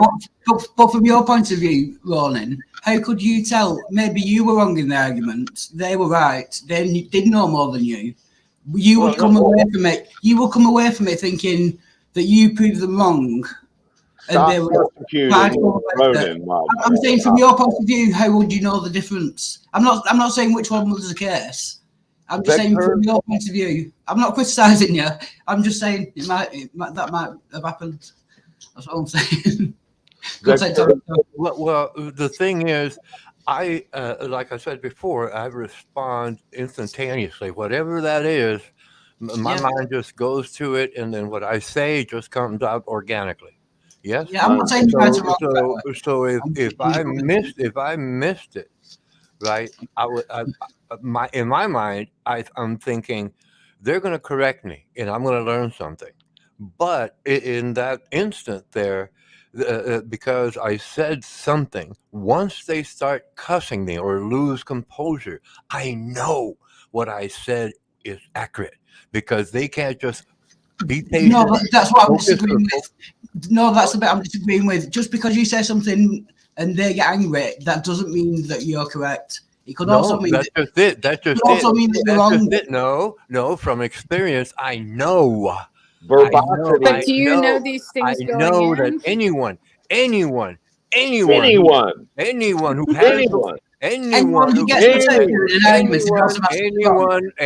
who has the winning lotto ticket is going to cash it in. Let's not play games here. Okay. You know what it is. You want to cast doubt. You want to cast doubt because you doubt yourself. Okay. No. If you want to do that, but you're not. I have no issue with that. But I am confident in what I'm thinking, and if I'm wrong, I want to be corrected. Is verbosity? Okay, there's the difference. Is verbosity a retort? But Ronan, you're saying that when you are wrong, you acknowledge it, you recognize it, you replace bad information with good information. But is that what you're saying? Because you said you want to be corrected, right? Exactly. I mean, a recent example would be heretic, right? I had this thing, I call it having fun, right? I'm talking and I weave in these other ideas, right? It's a good weave. I can weave it very well. However, Rennick pointed out, hey, you're rather long-winded and your words are flowery. Right. This is a complaint. Are they good words? Well, no, it's a critique. Flowers are nice, right? Are we supposed to like flowers or not flowers? Victor, my language is I throw in. Is it too sophisticated? I have an inquiry, my lord. No, I throw in creative, very creative ideas that kind of like they overload the statement. You have trouble editing yourself. This is what I'm hearing. Being creative, yeah. The thing is, but that's not. That's not a bad thing. It's just something. Moderator. I'm getting to a point. Please. I'm trying to get to a point. It includes another person. Okay, hold up. The following day, I was speaking to William Freeman.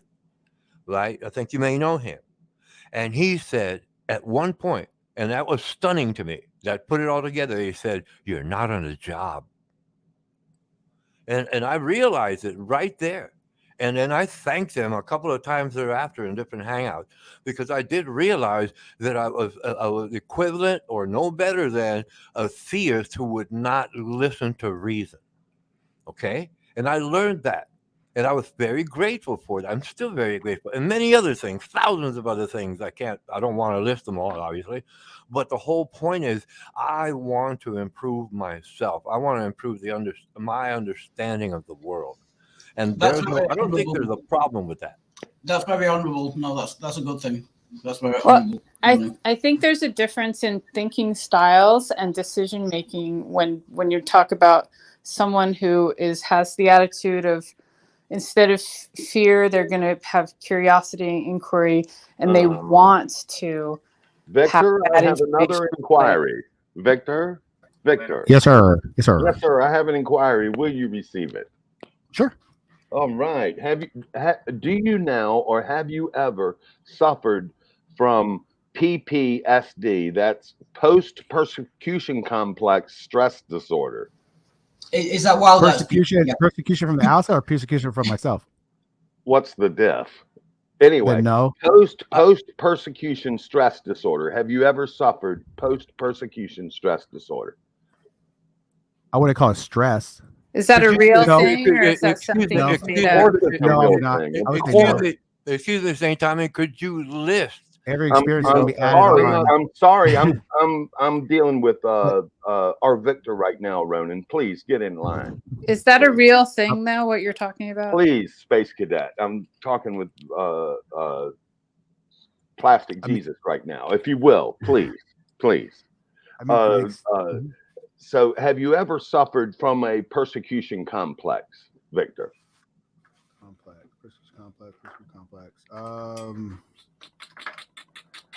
That's a tricky question. Nothing I would say at the point of time of that said thing, I would have to say yes. But overall, afterwards, I take it as trauma or something like that. I would say I was taking more of an experience rather. I wouldn't down on it or beg for it or plead for it or use it as a crutch. I would add it to my I guess repertoire of whatever knowledge I accumulate and just part of if I have to project it, but I wouldn't project it as a pity or somewhat like that. It's going to add to my strengths. So that would be persecution simplex then, right? It's an isolation, not a complex, which is like an overall feeling of complete loss of control, right? So it's persecution simplex. Everybody suffers from that. Yes, it's a simple thing, like you pointed out, Vic. Right here and there, you felt it at that point in time, but it didn't like change your life to constantly hide in your closet. Right. Now, got it. Plastic, I realize that you're most likely not a certified, ordained psychologist. However, I am interested in your opinion. Do you believe or think, let me put it that way, do you think that the symptoms of a persecution complex or healing from a persecution complex is persecuting others compulsively, mindlessly? Do you think that the symptoms of a persecution complex are persecuting others loosely related with your own persecution, with one's own persecution? Let me try one more time. Is persecuting others symptoms of one suffering a persecution complex? Well, I guess if it's going to be if you're going to call that complex an experience that's going to, I mean, if anything's added to anything, and if I were to say that it does change my idea or things of that thinking, well, then I guess it would vary. There's variances in it. I guess it depends on the situation itself. But now I don't usually solicit confessions, but when I do, may they be toward a gracious healing goal. With that in mind, I have one last inquiry, and it is a solicitation of confession. Have you ever found yourself being a bully of bullies? A bully? Oh. Okay, let me rephrase. Well, no. I wouldn't say a bully to a bully. I would say more of a I wouldn't say no. Okay, no, that's no then. Yeah. Is bullying bullies sometimes? No, I promised only one more inquiry, so I will park it there. But thank you for your sincere take and discernments. Victor. I'll have to reflect on that a little bit too, because that's a pretty complicated question of the ending of that. So I'll think about it a little bit. Well, if one suffers a persecution complex, such as I, perhaps, maybe it's good not to do so mindlessly without realizing what one is doing and why. After all, Sun Tzu said, "Tactics without strategy is the noise of a wasted hangout." Right. Yeah. Thank you. I think. Let's go to Cheers. Welcome, Bojo. Good to see you. Sorry, carry on. Hey, you. Good morning, everybody. Good. There's the example of an extreme alcoholic, hitting bottom, and then deciding, hey, I got to get out of this. And they turn to AA. And part of that is a spiritual thing in AA, right? I had a couple of employees who were AA guys, and this is where I learned that stuff. Anyway, the point being is what I've noticed is any convert when it's AA or persecution complex, anything, right? If they're that deep in whatever problem, so to speak, they get that high into the resolution, right? They become zealots. Don't drink, don't drink, don't drink. It's bad for you. Don't drink. It's bad for you. And self-righteousness. Yeah, well, yeah, but I guess you get that one with like smoking. I guess it could be. Yeah, I guess that's a good label because you get it a lot with people who used to smoke as well and stop smoking. It's much the same thing. Yeah. Yeah, that's what I was thinking too. Not everyone, but yeah. A lot of it. It's like this one gentleman recently I met, Ape, Kevin. He came out. He came out right as trans, non-binary. My apologies. And he was very strict about the labels you put on him. You don't call him a he. You don't call him he. You can call him Ape. And he was very, very aggressive with it.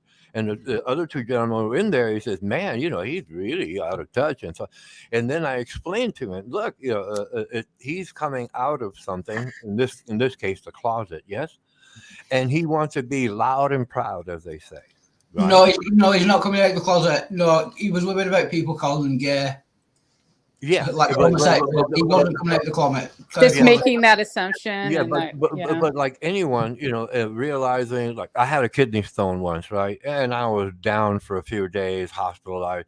And then when I got out of it, man, I felt so chipper. I was happy. I was moving. I was doing extra projects. And then about a week later, I go back to the same routine, right? And it's the same thing with people who so-called come out, right? Alcoholism, transsexual, whatever, anything. Right, because a person wants to do the opposite to that extreme, and then it spills out to other people. Hey, be like me. I conquered alcoholism, for example, and they don't know. No, but see, the person doesn't realize that. The person is not, centered, if you will, at that time, and that's where. Everybody doesn't get it instantaneously. Over time, they may understand. Oh, he was just going through that phase. He had only realized it 10 hours ago. 10 hours before the hangouts. That's when he first. So it was all new to him. To be fair, he is a great person. Yeah. I have this concept. I have this concept called vox a vox. Like there's this classic mano a mano, hand to hand, vis-a-vis, face to face. And I came up with a Latin term, vox a vox, which means hear them out completely. And then you tell them what you think completely. And then, just keep it going until both parties understand where each is coming from. Right. And that's what I do. But because with me, right, because it's that quick. Right, the presumption is, he's just attacking the person. No, you missed the point of what the person was saying in the first place. I caught it, and I'm calling it out for whatever it is, a question or a comment.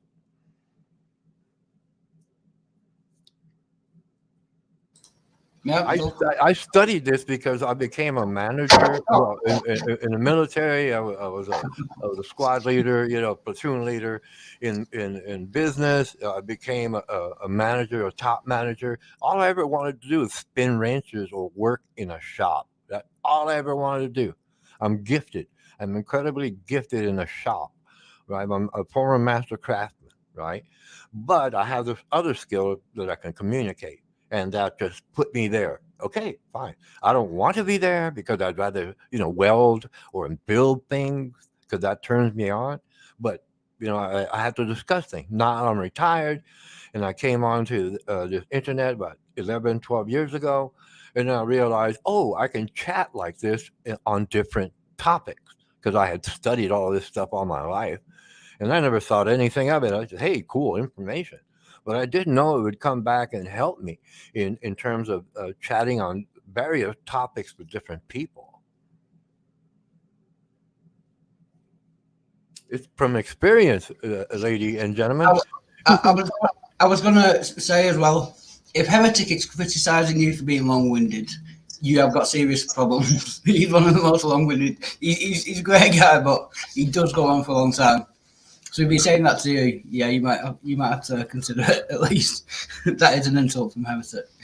So I like your hear them out thing. That's I like that.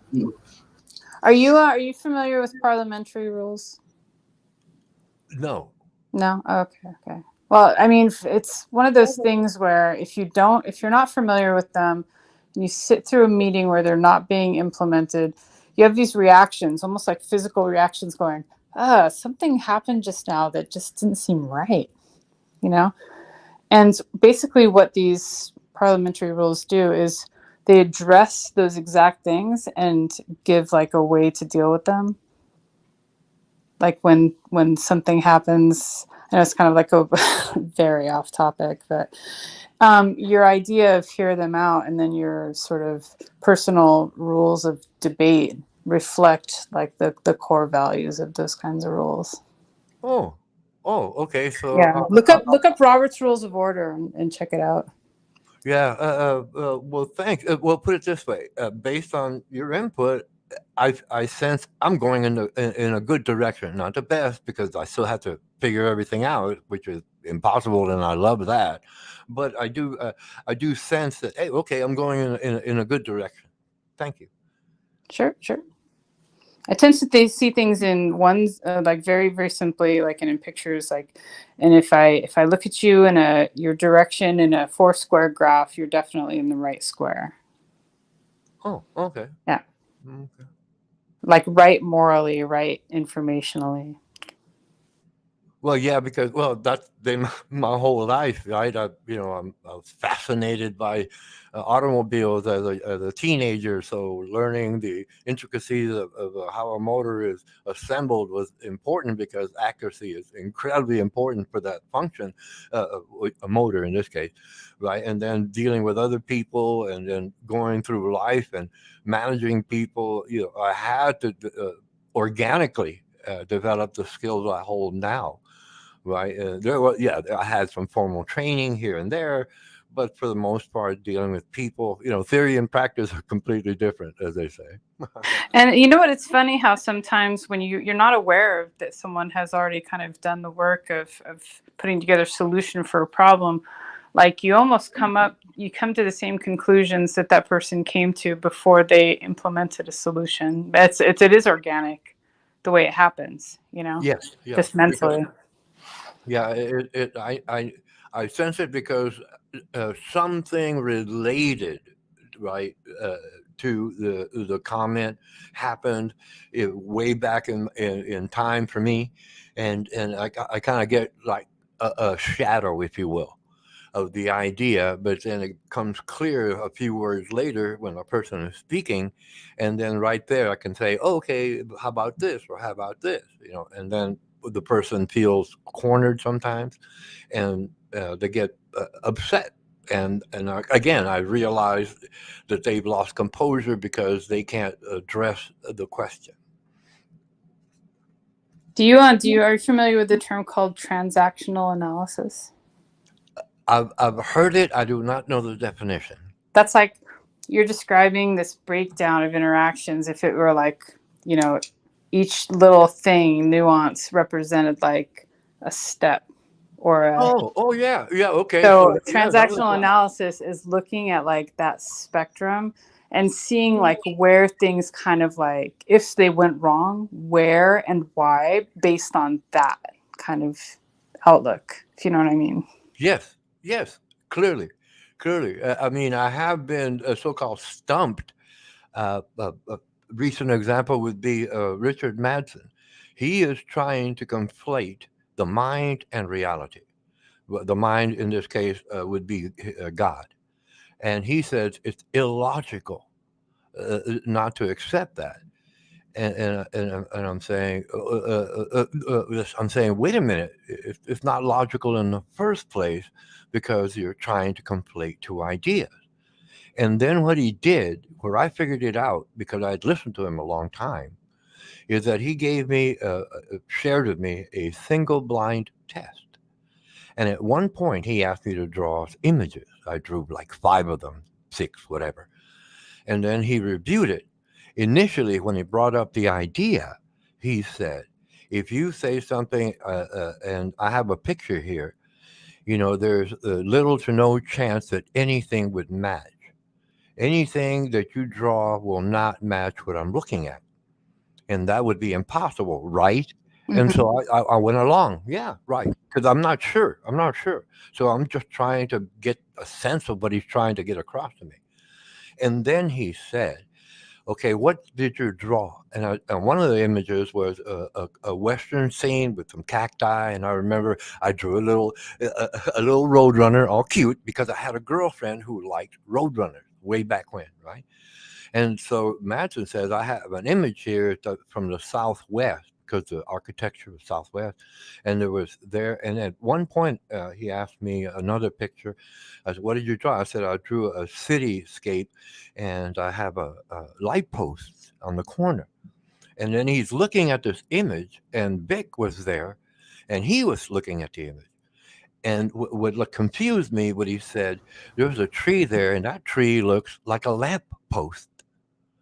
I didn't get it. Right there, I did not get it. So I had to think about it a couple of days, and then I realized, oh, he's conflating reality and the mind to justify a supernatural event. Like, because a lamppost and a tree don't really look alike, but what he was trying to do was blend the two so he could justify his logic. Right.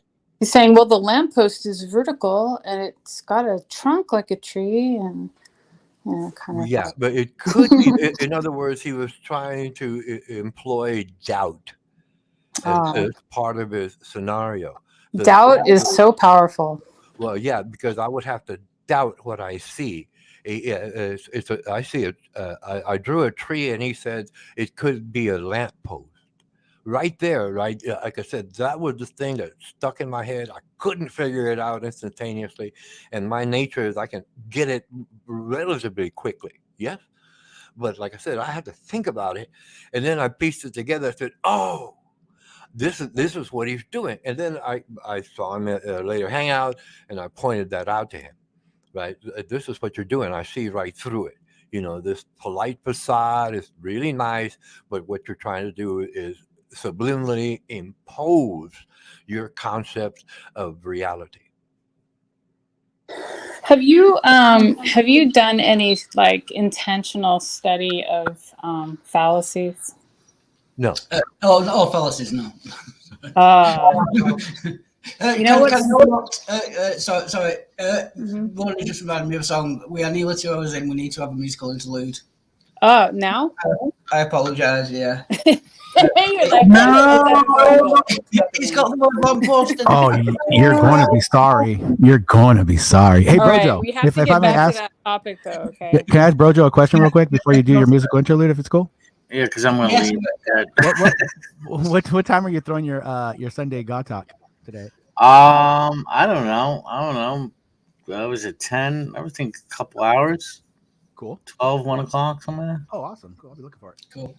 I just took an Adderall, and I'm drinking a Red Bull. Nice. What? You heard me. Exciting life you lead. So I've got to get this song goes to me. I've not heard it for years. I apologize in advance and afterwards. You're not Wait, sorry. what did he just say? Yeah, don't empty apologies. I totally didn't hear what he said.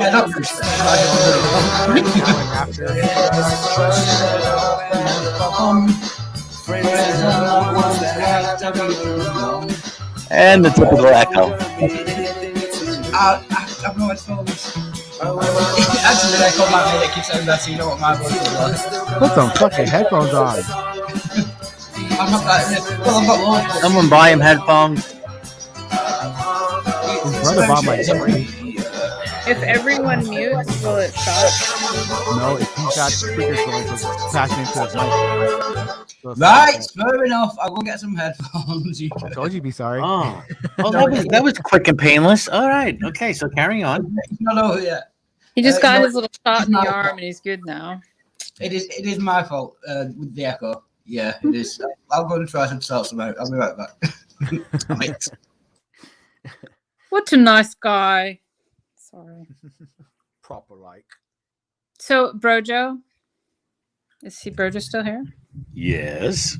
Do you shrink from the subject of fallacies? Shrink from the subject of fallacies. I only know a few of them. Okay. I was just wondering because like the timing of when I said let's talk about fallacies and you're like I'm gonna leave. I was like, oh no, that was because of the karaoke. Oh, that's why I'm gonna leave. No, not at all. All right.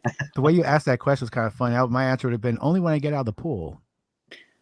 Only when I get out of the pool. Do you explain that answer? We say you shrink. Shrink. Not just phallic. Just the word fallacies. Phallic and shrink. Only when I get out. Well, I don't know, but this fallacy. Fallacy is like a false thing. Like, I know. I'm just like the words sound similar, so it just sounded funny. Oh, right. Yeah, I know what fallacy is, but I see. Phallus, yes. Just wordplay, I guess. Yeah. It's fallacy, meaning it's dick-like. It just does the words come across so similar. It just sounds like No, I like it though because like when you commit a fallacy, you're kind of a dick. Right? Here, okay. Is that what you said? I've heard I've heard all of these labeled fallacies, right? And I first heard it and I said, well, I'm looking at it here. It says fallacy noun, a mistaken belief, especially one based on unsound argument. Right. So people drop all these fancy label fallacies, and I'm not sure, but I made one up. There's a lot of different ones. Yeah. Yeah, I made one up. I call it the 9th commandment fallacy. What is it based on? 9th commandment fallacy. Let's hear it. What? Coveting? That's the coveting one, isn't it? The coveting. No, that's earlier. or 6th commandment. I forget which. Thou shalt not lie. There's not a. Oh, that's bear false witness against your neighbor. So you're talking about not only lying, but like argumenting in a dishonest fashion, like using dishonest tactics and. Well, yeah, because that's what they're doing. Yeah, that's like a bad faith. That's exactly. That's exactly. Yeah. I think I would argue that's not what the commandment. No, we're not. Unless you're a defense attorney. Fallacies, remember? Yeah, but he's saying. I guess. Are you saying? He made up a fallacy. He said he made up a fallacy. Which one is thou shalt? But your fallacy is very. Yeah, but there's not. It's not. I'm just saying. Okay, he says thou shalt not lie. Yes, there's a command that says, "Thou shalt not bear false witness against your neighbor." Right. So in lying in that aspect, but now you're saying if someone's bringing up a dishonest conversation, is that necessarily a lying against your neighbor, bearing a false witness against your neighbor?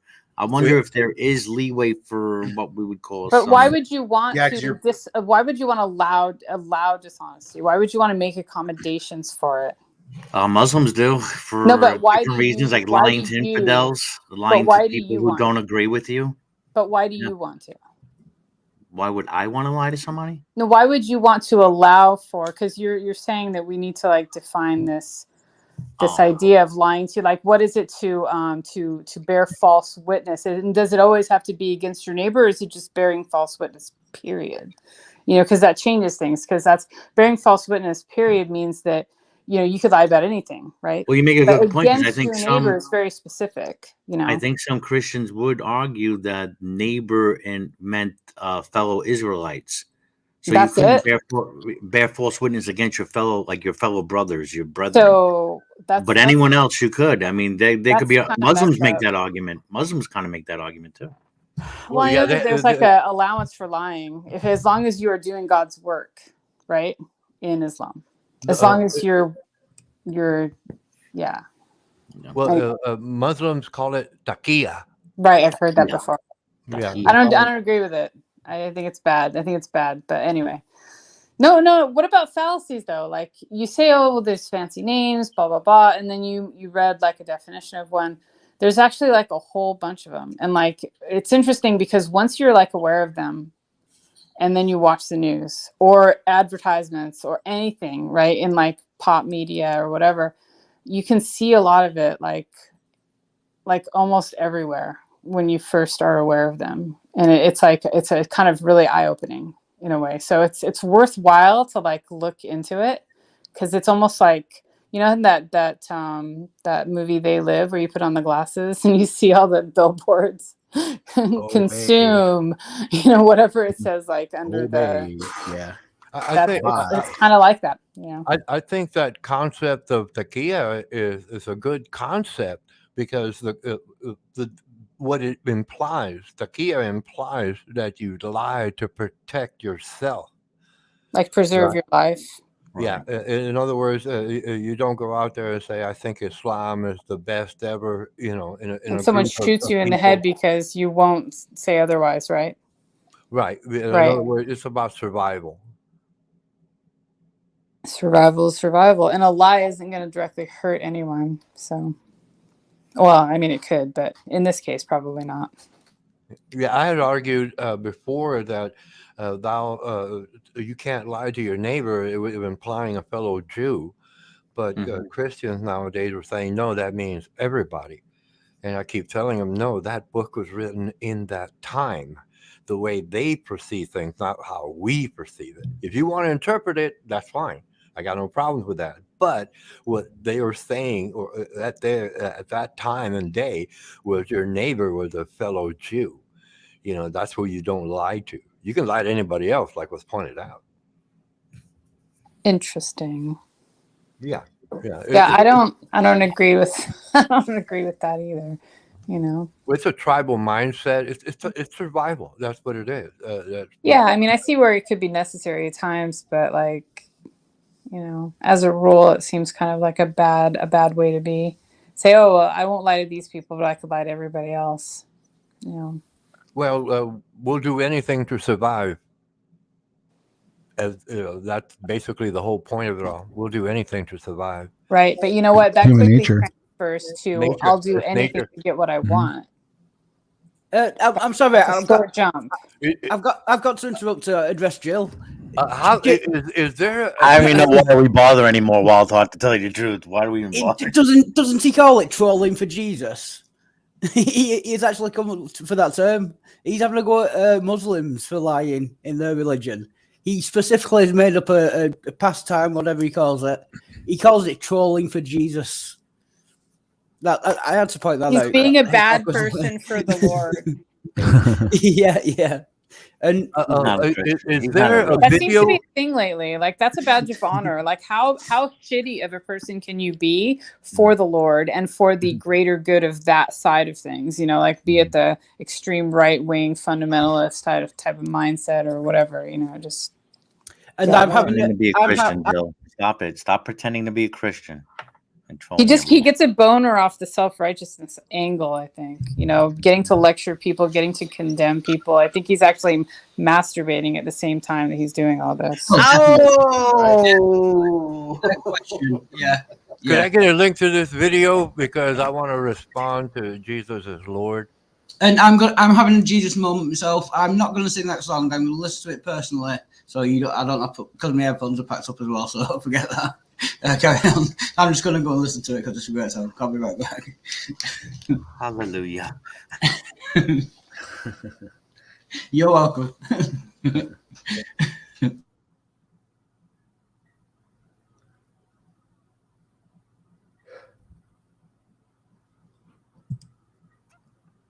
wish you would have took the comment down. I didn't understand what he giggling said. to myself over here. Had to leave for it. I didn't understand what he said, but I wanted to respond to Jill. Okay. So, like, you know how, so somebody says to you, oh, you just straw man to me. Like, what do you see that as meaning? Like, somebody explain that to me if you can. Me? Anyone that wants to answer. Anyone who thinks they've got like a good answer that explains it. For straw manning? Oh, okay. A straw man would be a person who says, you know, I prefer, you know, dogs. And then the straw man would come up, oh, so you hate cats? That's a straw man. You know, no, I just said I like dogs. Misrepresenting you hate cats. That's a straw man. Right. So isn't a straw man like that? yeah, like prompting in something that doesn't really have to do or offsetting the argument from what it is by bringing in something outside into the argument that doesn't pertain to the actual argument itself, something like that. That's actually more like red herring, but the straw man is a distortion or a twisting of like it's a reframing of what the person said in such a way that it distorts it into a completely different argument that then the person either has to deny or defend. And it's like it's a dishonest tactic. And it's just something to sort of like ram like the argument into the ground basically and like make it go a different direction. You hate cats. Exactly. And then the person has to defend that they actually don't hate cats. And then it could go off in that direction. And the other question is never addressed. The other argument is abandoned because of it. Well, if it has something to do with the conversation, I can see how that would work. And a lot of times they do. A lot of times people come up with something that does pertain to the conversation, even though it might stray from the initial point. It does have to do with it. I don't know if that's necessarily a straw man. Well, it has to do with it, but when you suddenly reframe the argument as something that kind of misrepresents it, then that's the new argument you're dealing with. You're not dealing with the original thing that the person says, even though it may be related, or maybe you could twist your thinking to say, yeah, I guess I could see that angle. Like it's not the original argument. It's not the words the person used. It's not the approach they were coming from. The other person just kind of like, you know what I mean? Like, yeah, you want to bring debate tactics into normal conversation in a way. Well, that's debate tactics into a normal conversation. It's not going to be a normal conversation because normal conversation is usually, ads, ad hocs, and anything you want to bring into there to bring the conversation where it needs to go to keep it a conversation. But if you want to do a strictly debate style, then I can see where that would work. Well, it doesn't have to be strict, but it can be without people committing fallacies left and right, you know? Well, fallacies that are being committed or are personally believed by that person committing them, are they really fallacies to that person saying it? Then that person could be just a misinformed person that refuses to update their information. I mean, how are we going to say, well, do you really believe a lot of people that like that out there? Well, I know that, but then they're basically choosing ignorance over facts. You know what I mean? Yeah. Right, I'm just gonna play the chorus. I'm not even gonna sing. That's like an argument for ignorance. I want to hear you sing the whole song. Come on, we're ready for it. No, I just want to play the chorus. Shut up, Spacey. I like Fresco, but I won't do that. Right, it's a minute at most. All right, that's all. For one last round, oh, love strike a fall for a lamppost, giving her my utmost, spilling out my deepest feelings. Love strike a fall for a lamppost, giving her my utmost, spilling out my deepest feelings. Now all I want to do is snuggle up to you, a nightcap in the early morning dew. Look, what have I become? Distancing myself so far and from.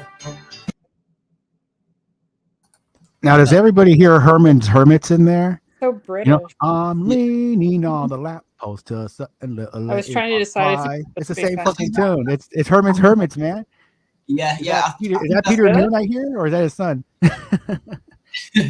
No, he was in a very famous band called Madness in London in the 80s. Suggs, he's called UGGS. But that was it. Carry on with the intellectual. So he was in love with the lamppost.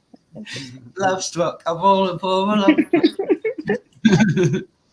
That kind of stuff. Herman's Hermits. I used to like Madness back in the day. Madness. One step beyond. No, that's fucking horror. Mm-hmm. Yep. Yeah. That's a good driving jam when you're speeding. Right? That was good shit. That one and B-52's Planet Claire is excellent song. Fucking driving fast. Big long instrumental intro. I love that. She came from that whole album is so good. Oh, excellent. Yeah. Yep. Gotta have that one. We should have Wildheart sing that. Right? We could just treat him like a jukebox. Be like, Wildheart? Throw a quarter in his ass because he played himself. Give him $1. Be like, here, do my bidding. Sing, monkey. Dance, monkey, dance.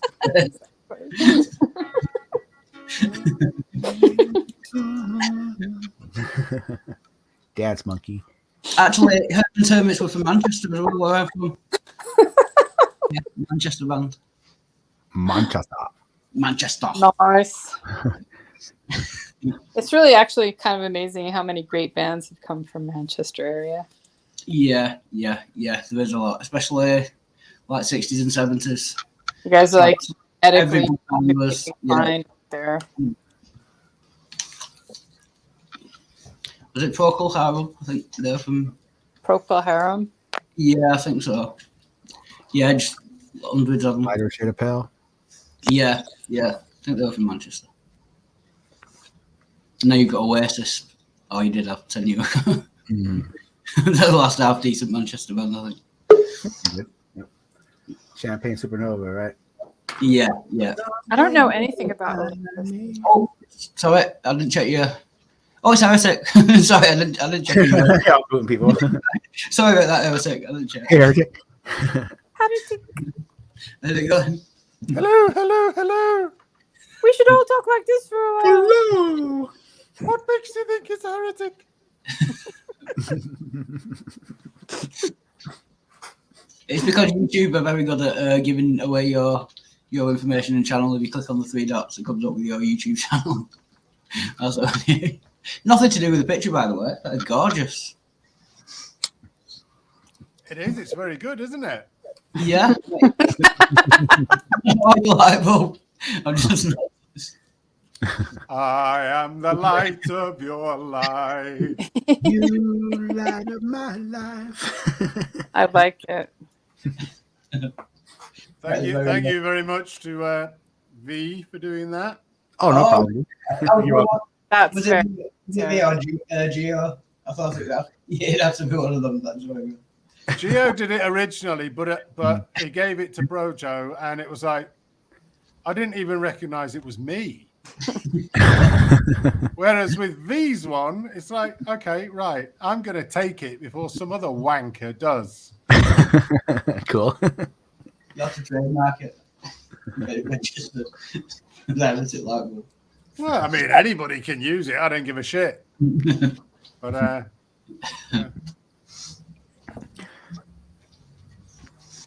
mean, I could always give. Sorry. Oh, good. Thank you.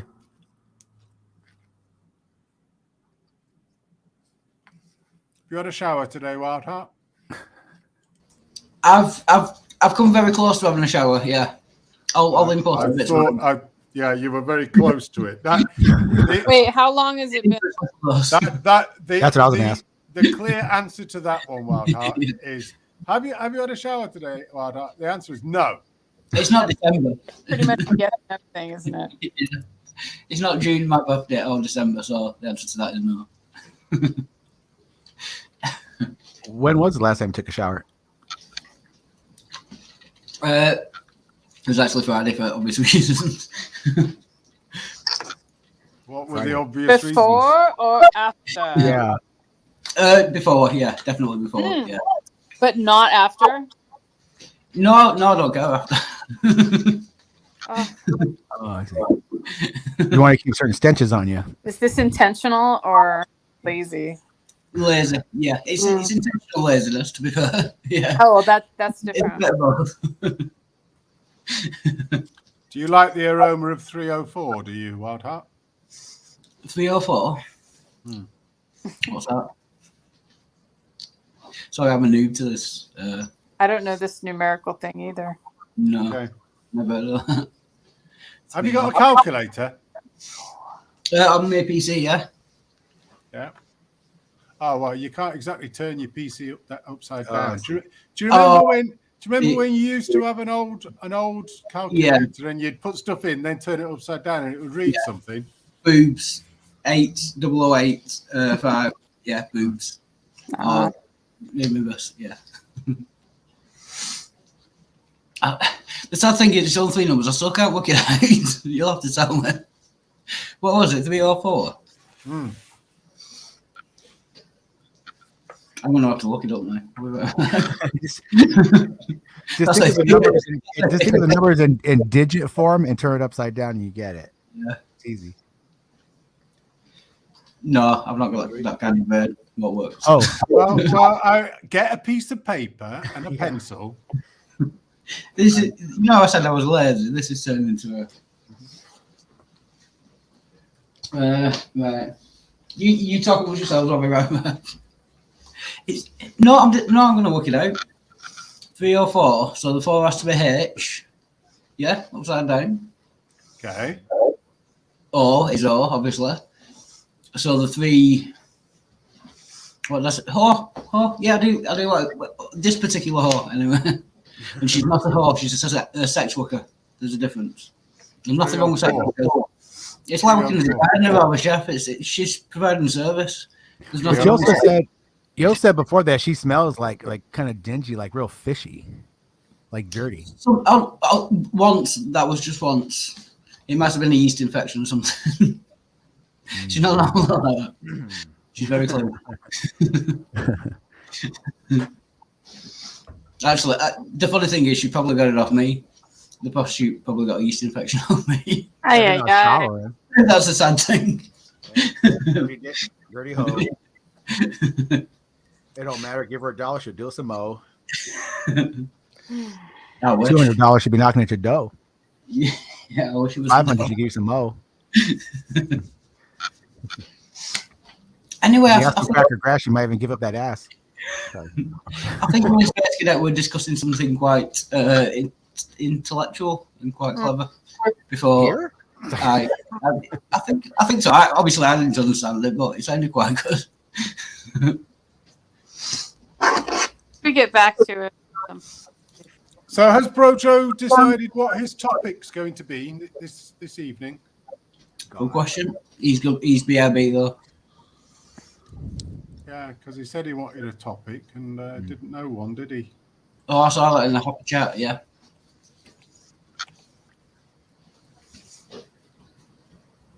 And I'm sorry, I've been chat. I'm not seeing the messages for about 5 minutes. I apologize. Sorry, first get it. Why don't we talk about something philosophical instead of any current events? Like absurdism or discordianism, or the Church of Subgenius, or the Church of the Flying Spaghetti Monster. It's discordianism where you beat every 2 seconds and it knows the fuck out. Yeah. If I'm forced to join a church, I'll join the Jedi Order. Yeah. And then I'll turn to the dark side and kill all the Jedi and rule the world. That's what you get when you join that religion. That's pretty sweet. Yep. Yeah, that is an actual religion. You can put That's kind of like getting a whole planet when you're a Mormon, right? I can feel your anger. I love it, Brojo. Are you going to the New Hope Baptist Church tonight? Yeah.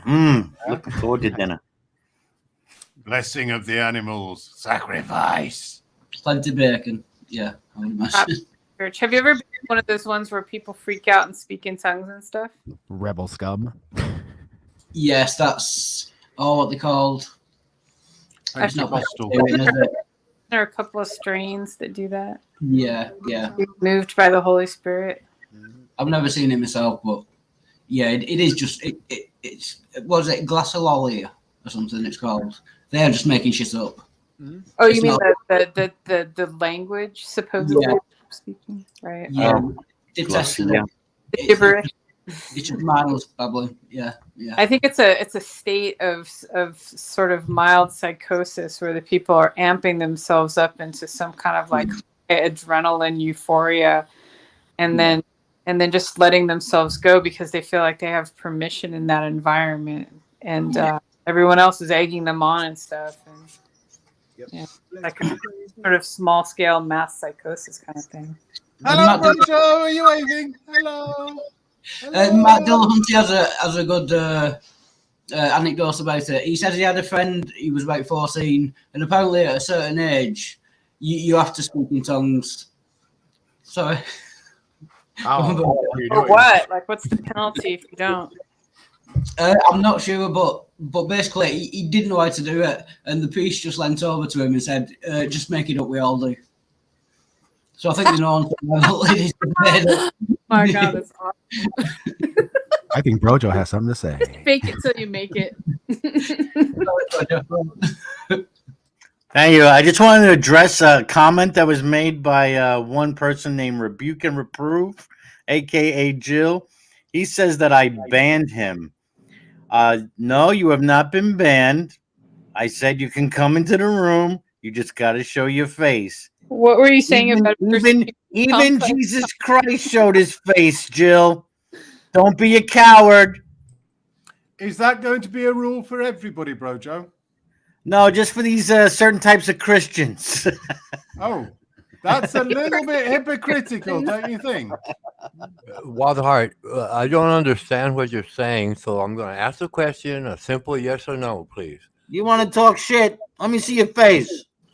Yeah, we can do this morning. Ask your question. I'll do my best to be comprehensible. If you talk shit, you'll have to show your face.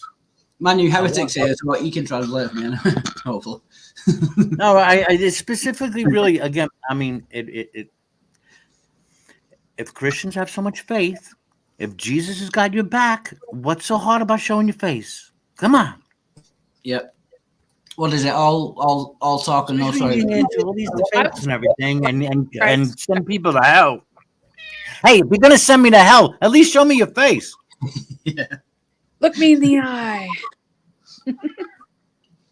My new executioners never used to show you the faces, did they? They always covered up. It's very much the same Christians. Well, some of them. You don't want to know who the executioner is because we're going to have family members. That person being executed going to want revenge on somebody. And if there's a person in the public that's been doing the executioning, that's why I keep my black hood nice and clean. Hey, Ronan. Yes. Ronan. Ronan, you were going to come in. Is this a big, long topic that you're going to introduce? Or have I got time to ask Brojo a quick question? Go ahead. No. Your voice is too low. I can't understand Wildheart, and I had a question for Wildheart that requires a yes or no answer. That's it. Oh, I can do yes or no. You might even understand it. Yeah. I want to know if you can post the link to the chat stream that Jill is in. Can you do that? Oh, on YouTube. My channel on YouTube. Your channel? I've been looking and I can't find a live stream. Yeah, that is entirely my fault, Ronan. I do apologize. It is a new YouTube channel. It's my backup channel because I can't stream on YouTube for 2 weeks. I will go and get it now. Heretic, take it away. Okay. So you're not going to post the link to it here so I can get there? Yeah. I'm just going to go and get it now. I don't actually have access to it because I can't remember the email account. But I will get it. I've done it. Well, thank you. Woo-hoo! Look at that. Community action right here. Cheers, Heretic. And the reason I've done it is because I only found your channel by looking for it. Here. Because I didn't know. YouTube again. You looking for Jill saying that he trolls for Jesus? No, Ronan is looking for the actual YouTube stream that is going on right now that we are actually in, because the only thing that was on the Happy Chat was the StreamYard link as opposed to the actual YouTube link. So nobody knew or nobody knows what it is that people are watching. Yeah, make sure you subscribe, Ronan. Yeah. That was a good point. Yeah, I should have put both in. I'll just make sure. Oh, yeah, you have done it. Yeah. That's my new channel for 2 weeks. Till YouTube like back. Oh, yeah. Because you can't make comments inside the StreamYard. How many backup do you have? About 40, 50. Are you serious? Yeah. No, I've had socks for a lot of socks for a long time. Because I used to, like, people I liked on YouTube, I'd go and give them like 50 likes and subscribe to them 50 times. How often do you wash them, Wildheart? At least once a fortnight. Got it. Really? Maybe. Yeah, but I found out about 6 months after I've been doing that, and it took ages. YouTube, if it's coming from the same IP address, they don't even count it. They get rid of them about an hour later. So I was doing that all that work for nothing. They just get, if you like a video more than once, or you subscribe more than once with a different account, YouTube just completely gets rid of them all. So it does it all for nothing anyway. I love that in the in your own channel, in the live chat, you actually put a link to the channel that people are already in and watching. I love that. This is where you are. Right here. You did it twice under 2 different socks as well. This is where you are, people. It's confusing. I don't know what gentleman at the moment, so that's fine. Well, I think Ronin needed it in the private chat so that he could actually get to it outside. Yeah, but I will put the link. It's like the "you are here" on a map. Yeah. The big arrow. I will put the link to join as well because I can't even pin messages or anything on YouTube. I can't do any of the description or anything. That's why there's not been one. And I don't even have access to my own account. It's ridiculous. Roger, quick question. Yes, sir. What is your topic for tonight then? You were looking for... You know what? I didn't even get one. I didn't even put it. I saw the couple of suggestions. So if I've got one for you. If you want to talk about something, yeah, we'll have at it. Trinitarianism versus Unitarianism. There is one God. There is only one God. It is one God. Yahweh is my only God. Oh, when but the Trinitarians... we're now going to make. We're going to have that conversation now. 3 of them. No, that's for tonight. That's on yours. Yes, there's a topic. Unless you want to show your page on mine as well, that'd be fine. That's up to you. Hey, let me know if you guys ever want to actually have a conversation, discussion / debate, whatever, following parliamentary rules. Oh, right. You'd have to explain what the parliamentary rules are. Are you allowed to call somebody a liar or not? It's majority rules, isn't it? Is that parliament in the... I'll tell you in a nutshell. So one person acts as the chair, or in this case could be called a moderator. And they basically be like, managing the rules of debate and decorum. So that's one thing. The second thing is no one speaks a second time until everyone has spoken once. That's one rule. You don't speak until you are recognized. Yeah. Another rule. And then the last thing is all remarks must be germane to the topic, and that means that there's no personal remarks. Wow. Yeah. That sounds like it would be really worth trying. See, but very close to rules. Wait. I didn't hear. I heard one thing and then the other, but they were both kind of mangled. I was saying that. Sorry. Rojo? What'd you say? I like those rules. Yeah. Yeah, and then the Rojo rules. I have some of those rules. Yeah, I'm not sure some of them are absolutely true though. Which ones? Like the one about you can't speak again until everybody else has spoken, because well, you can respond for sure, right? But you just can't do it right after. You can't do it as if you're in a conversation. Well, they do. If someone else wants to speak, you have to just wait for a second and say, and then I'm responding to blah blah blah, and then state what you have to say. Well, it's actually the chair. They have a dialogue, don't they? They do have a dialogue, like one person speaking to another. So, it's a bit different. It's a bit different. It's a bit different to that. The chair actually decides who it is that is going to speak next. So, say it. Well, okay, yeah, you're right, but the chair... all comments should be aimed at the chair, not at the each person other they are actually responding to. Right, they address yeah. And so the chair then gets to determine whether the comment was respectable enough or not, because it's actually aimed at the chair, and the chair can just go, Brojo, Space Cadet, Brojo, right. Space Cadet, and the chair, like that guy I have the drop. I do the drop. I'm in charge here. But the chair, in the rules that I'm talking about, the chair doesn't have that power. Which I'm presuming you're talking American Parliament, are you? Well, I'm talking rules. the original. We don't have Parliament, but yeah, they're based. You know, it's called Robert's Rules of Order. You can look at Brojo, I have a consideration for you, my lord. Will you receive it? Sure, I receive consideration. All right. I may your authority and your tactics and strategies of your hangout go unchallenged. And I am privileged to enjoy them. And I'm grateful, Brojo. But I understand that you have instituted. Yeah, I knew there was a butt coming.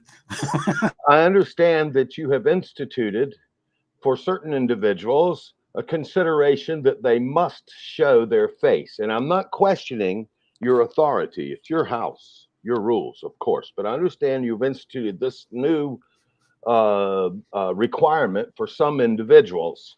And I'd like to talk to you about a California phenomena, which is why some people don't show their face, allegedly.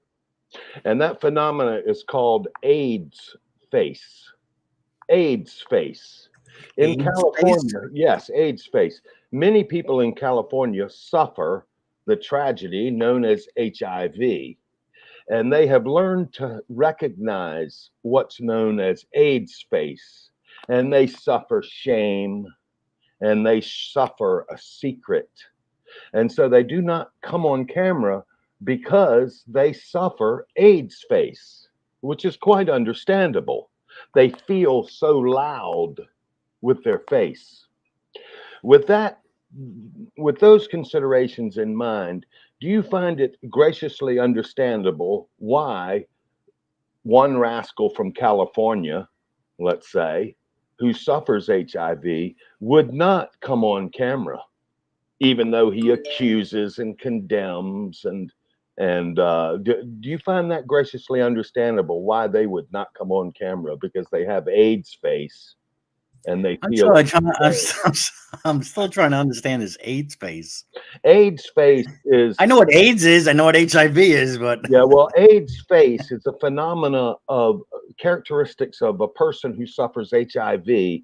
They sometimes the medications are so taxing to their countenance that certain symptoms have been recognized as or certain characteristics have been recognized as AIDS face. Like Tommy, can I interrupt a second? Not at this time, Heretic, please. Well, I'm not sure it's appropriate to actually give any sort of indications or accusations or the equivalent of doxing about anybody's medical history. I agree. Have I named any individual? No, just somebody from California. You were saying something, and the person you may be talking about may feel that you have or may be giving away some of their personal. What are you, white knighting? Are you white knighting? I don't know who you're talking about. I'm talking about just respecting people. Well, you don't know many things. So there are many things I don't know. You're absolutely right. And you have said are you trying to say Jill has HIV? Yeah, no, I'm not. Jill's not from California. Jill's not from California. I don't know who's That's right. from there, but somebody will be from there. And you think that you might be giving away their medical information, and other people. Well, my business. Them. This is a very strange. It's a very strange. It is getting strange. I hear you.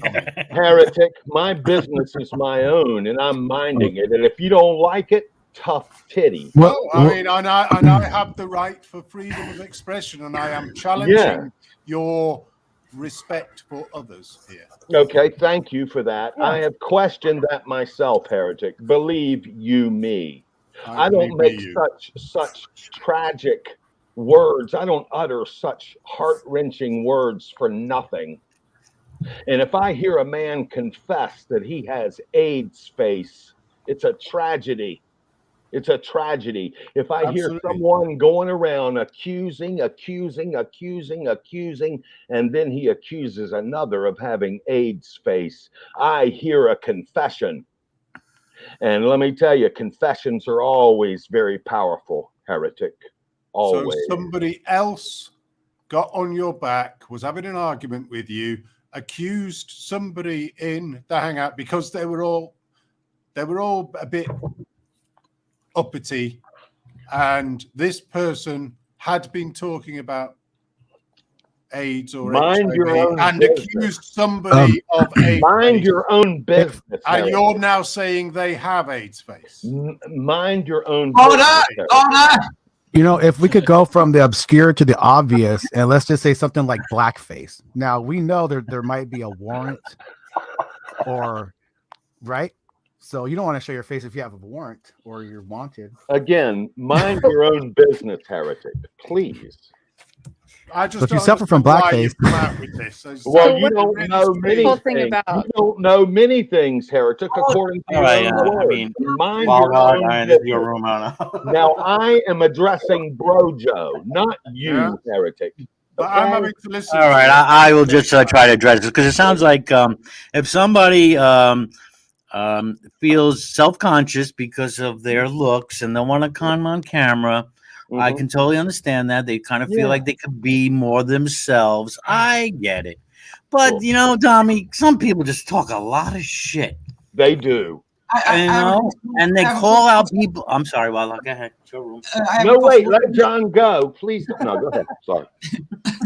I have a possible solution. Would you accept photographic evidence, maybe from some years past? Does it have to be live on camera? Would you accept a photograph? Oh, me? You're asking me? Yeah. Yeah, that might be. Well, yeah, that might be cool. No, see, the whole thing is that when we get into some of these really heavy conversations, you know, body language, facial expressions, you know, it says so much more than just the words coming out of someone's mouth. So you can see, you know, you can see if one is sincere or not. And, you know, that's all.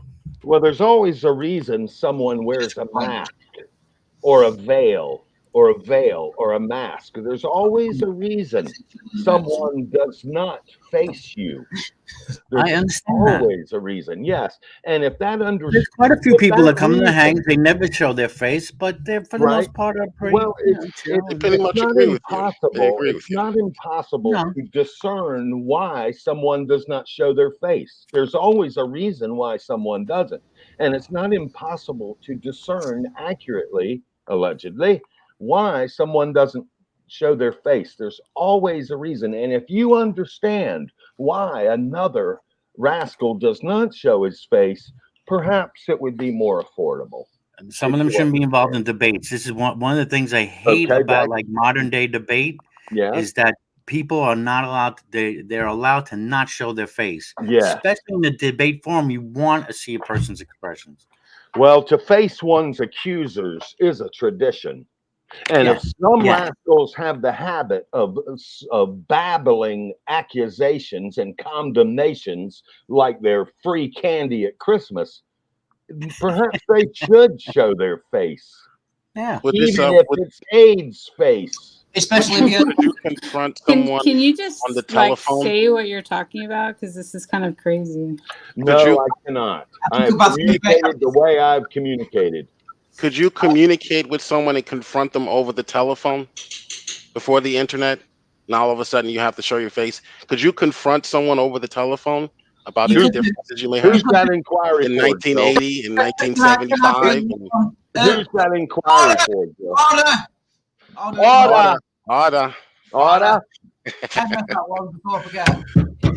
in charge here. Who was that inquiry for, Jill? Just anyone who wants to answer. Would that be considered an appropriate form of confronting or acceptable in your? Okay, then we don't see any. So then you can't have a problem with debating on the internet. For 20 minutes. That's the problem. I've got an answer. That would be acceptable due to the technology at the time, but it's preferable if you can see body language. It would be acceptable. It's just better if you see body language. I think his judgment has been made. Yeah, we have technology today. They got to get Parker's market. Thank you. Thank you for your hospitality.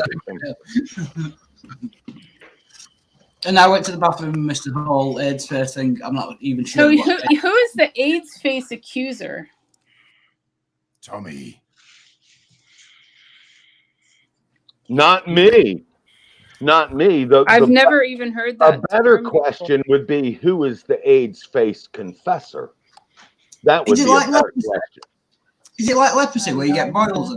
You're spreading trouble, Tommy. You're spreading trouble. Says you, heretic, but you don't know my business. You don't know my business. No, I don't. I You're receive your just spreading gossip and rumor. I receive your chide, but my business is to address confession. Heretic, I hear you. I hear you, heretic. Believe you me. But you don't understand my business. My business is to address confession. You brought your business up in a public forum. I'm not doxing. I'm not doxing. I don't know if you are. I know you don't know many things, but I'm saying mind your own business. Number one. I mean, you're number in here. two. You're in here. Number discussing. two. It is my business. You do not understand what I'm doing. Number two, heretic, you do not understand what I'm doing. And number three, I have received your chide about doxing other individuals insensitively. It's their medical information. Somebody else's medical information. St. Tommy doesn't traffic in knowledge claims. For some reason, Tommy, you have come into Wild Hearts. Look at V. Is this a fucking accusation? It's fucking toxic in here, man. It's toxic in here. Look at me. St. Tommy doesn't traffic in knowledge claims. And I don't make accusations. No, what you did was you came into a hangout, which is live on YouTube. And is this an accusation? You made some statements about some allegedly anonymous people from alleged places.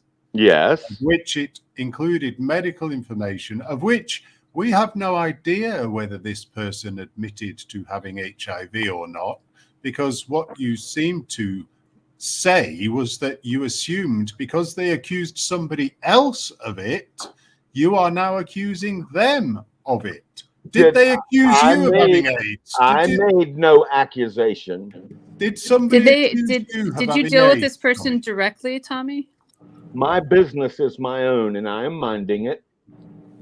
I think you misrepresented. And you do not know my business, according to your own that's words. why I'm asking. That's right. You have curiosity. Well, stay tuned. Now, I stated frankly and forthrightly that it is part of my business to address confessions.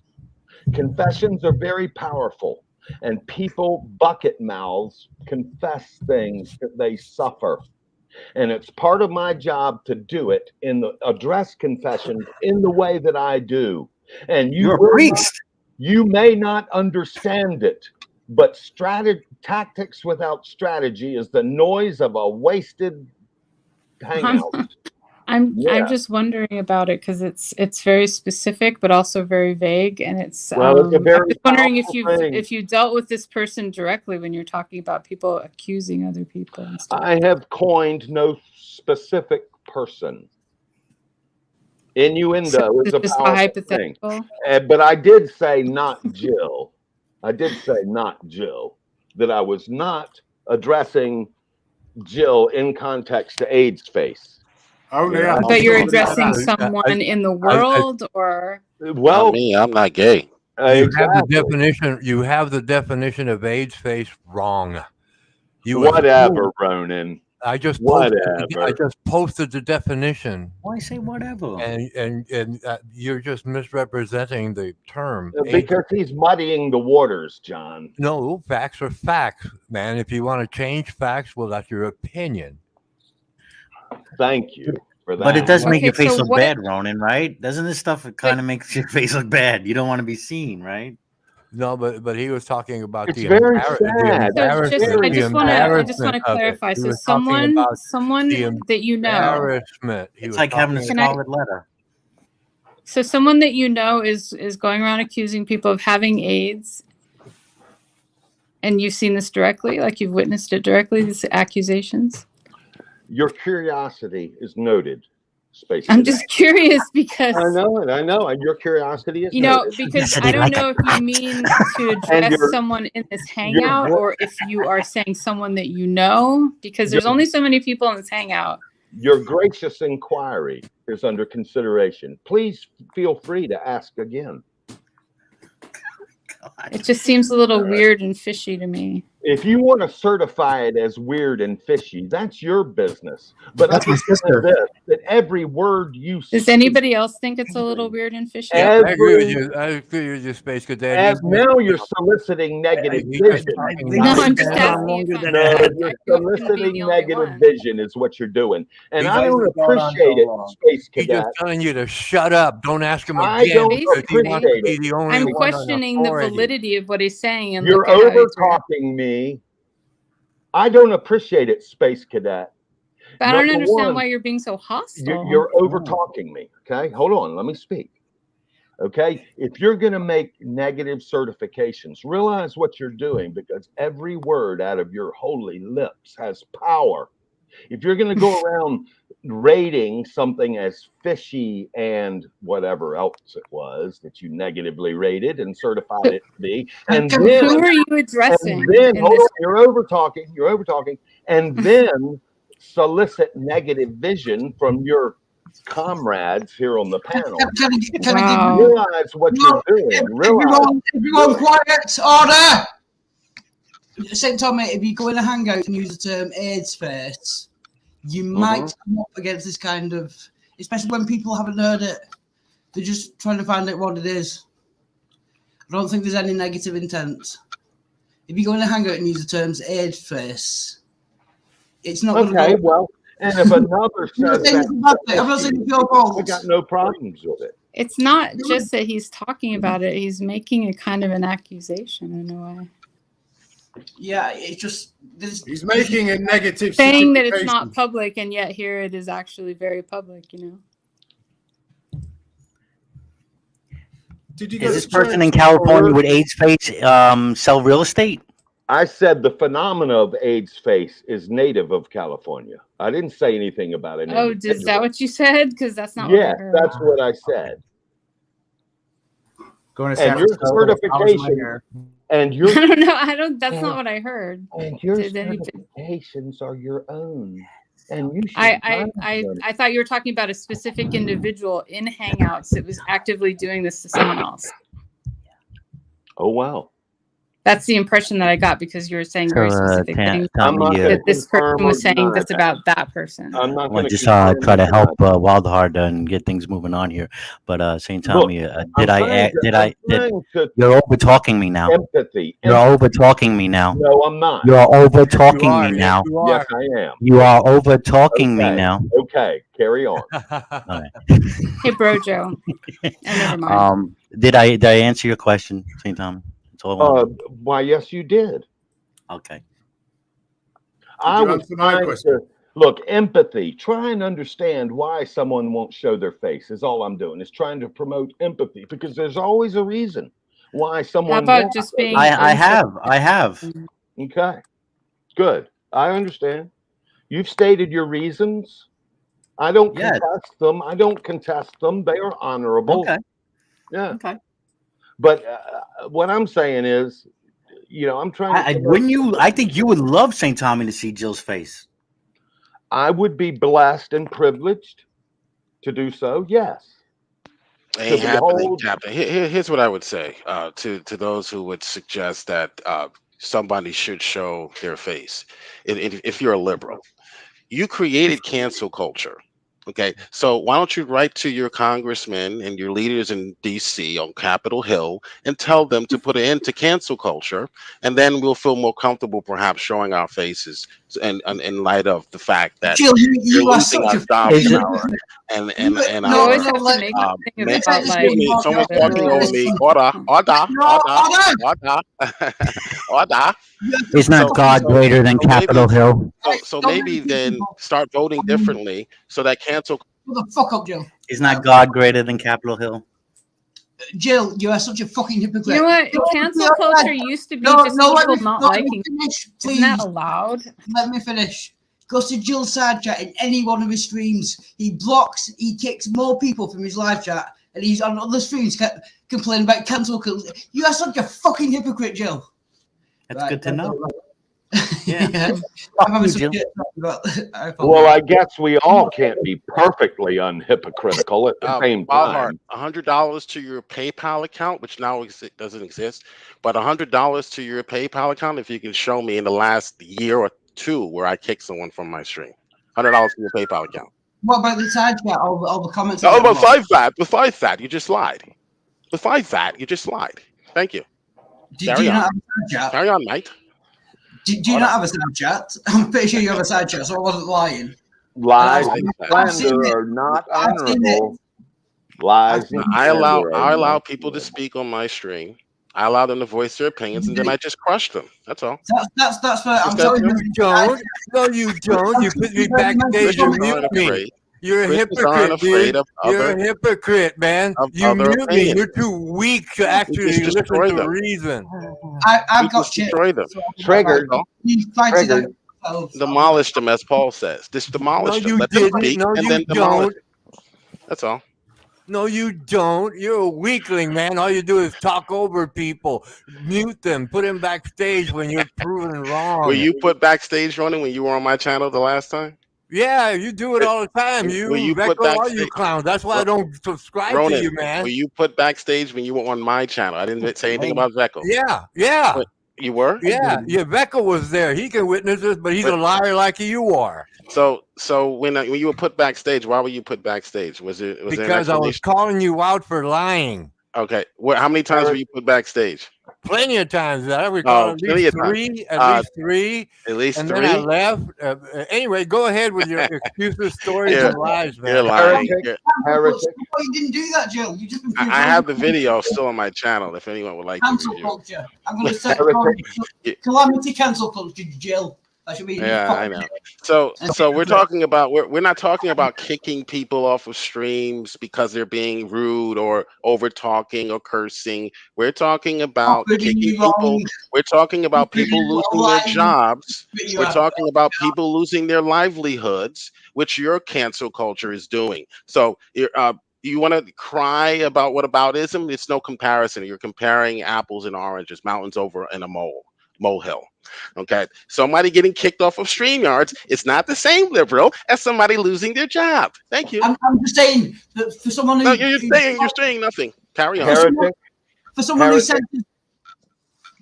censors people as much as you do, it's just fucking. No, I don't censor anyone. Ask Ronan. He was on my channel. You were on my channel twice. We had 2 boot camps. I know. How many times did I get put backstage? How many times did I censor you? You were on. How many times did I put you backstage? Fuck off on me. Exactly. Heretic, are you there, my lord? He must have gone potty. Oh well. I receive your chide, heretic, as meritorious. FYI, as if you're there. Anyway, I'll get back with you. Back to you, Wildheart. Create cancel culture and then say, "Oh, you got to show your face, be respectful," and then cancel you once you show your face. Yeah, that's how liberals roll. That's just how liberals do it. That's right out of the page of Karl Marx and right out of the page of Mussolini. You Marxist pigs. I'll show you cancel fucking culture, you prick. Bojo wasn't complaining about cancel culture. It was you who was complaining about it. That's all you ever fucking complain about.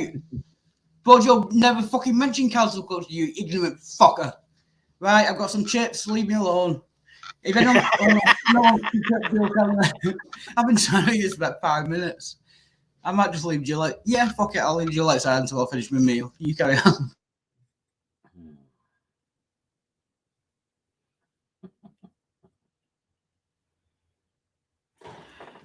I completely understand why some people want to be anonymous sometimes. Yes, you have to protect your livelihood. I get it, but I'm talking about a specific thing here. I'm talking about you, Jill. You who comes here, Jesus is it, the gospel. You got to become a Christian. All the arguments, all the name calling too. But besides that, I mean, if the faith is number one in your life, right? If you're going to be example of Jesus and his followers from the past, those who took on real persecution and even martyrdom for the faith, all right? If this God has your back and is watching you and everything works out because of your faith, we're just asking to practice it a little bit. Just show a face. Just show a face on camera. Show a face on camera. Show your sincerity. To face one's accusers is an honorable tradition. If somebody's going to go around accusing, may they show their face. Yeah. Okay. So you're in agreement with me. Yes. I think it is honorable. Not necessarily a requirement, but honorable. If you're going to accuse somebody and condemn somebody, show your face to their face. Yes. I think, bro, I myself do not traffic in condemnations, in allegedly orthodox condemnations, but others may feel it is their calling. The ministry of death may be their thing. But I think it is honorable to show your face if you're going to go around condemning and accusing. Yes, John. I think Bro Joe is trolling Jill just to call him out. And the point of condemnation, well, I mean, I don't show my face because I'm not interested in it. I'd rather just talk or text. That's it for me. That's it. I mean, I don't see the point if you understand my words. You want to see my face, but you're not listening to my words. What are you looking for? An excuse to avoid answering a question? Okay. But I know Brojo is trolling Jill. That's it.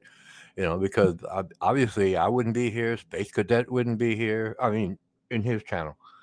So it's like, oh, okay, he's trolling him because obviously Jill is a hypocrite. So. Do you claim faith in Yahweh? Me? Who are you talking to? Yeah, you. Me? Do I claim faith in Yahweh? Yeah. No, I have faith in science. Okay. Space Cadet, do you claim faith in Yahweh? I think she's away. I don't think she does. I don't know. Why the question if you know that I'm secular humanist? Because you're asking me why don't I require you to show your face? Right? Oh, again, you're trolling those people because no, I'm not trolling. I'm quite serious. Oh, well, if you are going to claim, right, a higher power, right? If you're going to claim your faith in this high power, in Jesus Christ, the power of salvation, I mean, we all know the story. Yeah. God's got your back. Well, what is there to fear to show your face for Jesus? You're doing it for God, right? This doesn't become about God. It becomes about you. I got it. I got it, Brojo. Jill specifically, right? Jill and Christians like him. Yes. Well, no. This is particular to Jill. Jill said, right? Well, he left. Anyway, he said, yeah, I show my face to my pastor, right? The people around me. And then he comes Jill is still backstage, by the way. Just so you know, Jill's still backstage. So sorry, everyone, carry on. I interrupted. I apologize. And then he comes here and he says, I don't want them to know what I'm saying here. So it's two-faced, right? He's being two-faced. And he can't be the same there or here. And I think you're right, Brojo. I think you're right. It's a lack of integrity. Yeah, integrity. Yeah, it has to do with integrity. but he admitted that he has two faces. So, okay, he wants to hide this one because he doesn't want them to know. He doesn't want them to know how much of a hypocrite he is. So, okay, but I see your point now. I do see your point.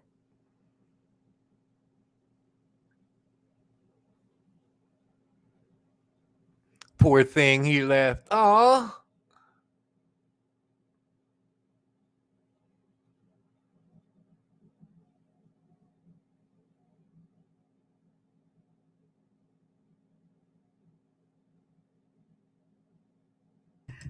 We can also put in probably the same category. What's his name? Shitstain. What's that guy's name? Saint Shitty Shitstain Shitty Stain. I don't know. I'm not going to answer that in case I get it right. I think I know what you mean, but yeah. Smoky Stain. Stain. I like Smokey. Yeah. I know what he does is fucking awful, and he's done it to me. I just like the guy, and I don't know why, and I can't help it. But he's obviously a terrible human being, but he's likable. So. Okay, if you say so. Birds of a feather flock together. I think he's very much the same with Jill. I appreciate Jill's willingness to take as much shit as he does off, particularly me and anyone else who speaks to him, I presume. He can take it for like hours, and he just laughs about it. I think that's what I admire about him. They really genuinely don't give a shit. I find that.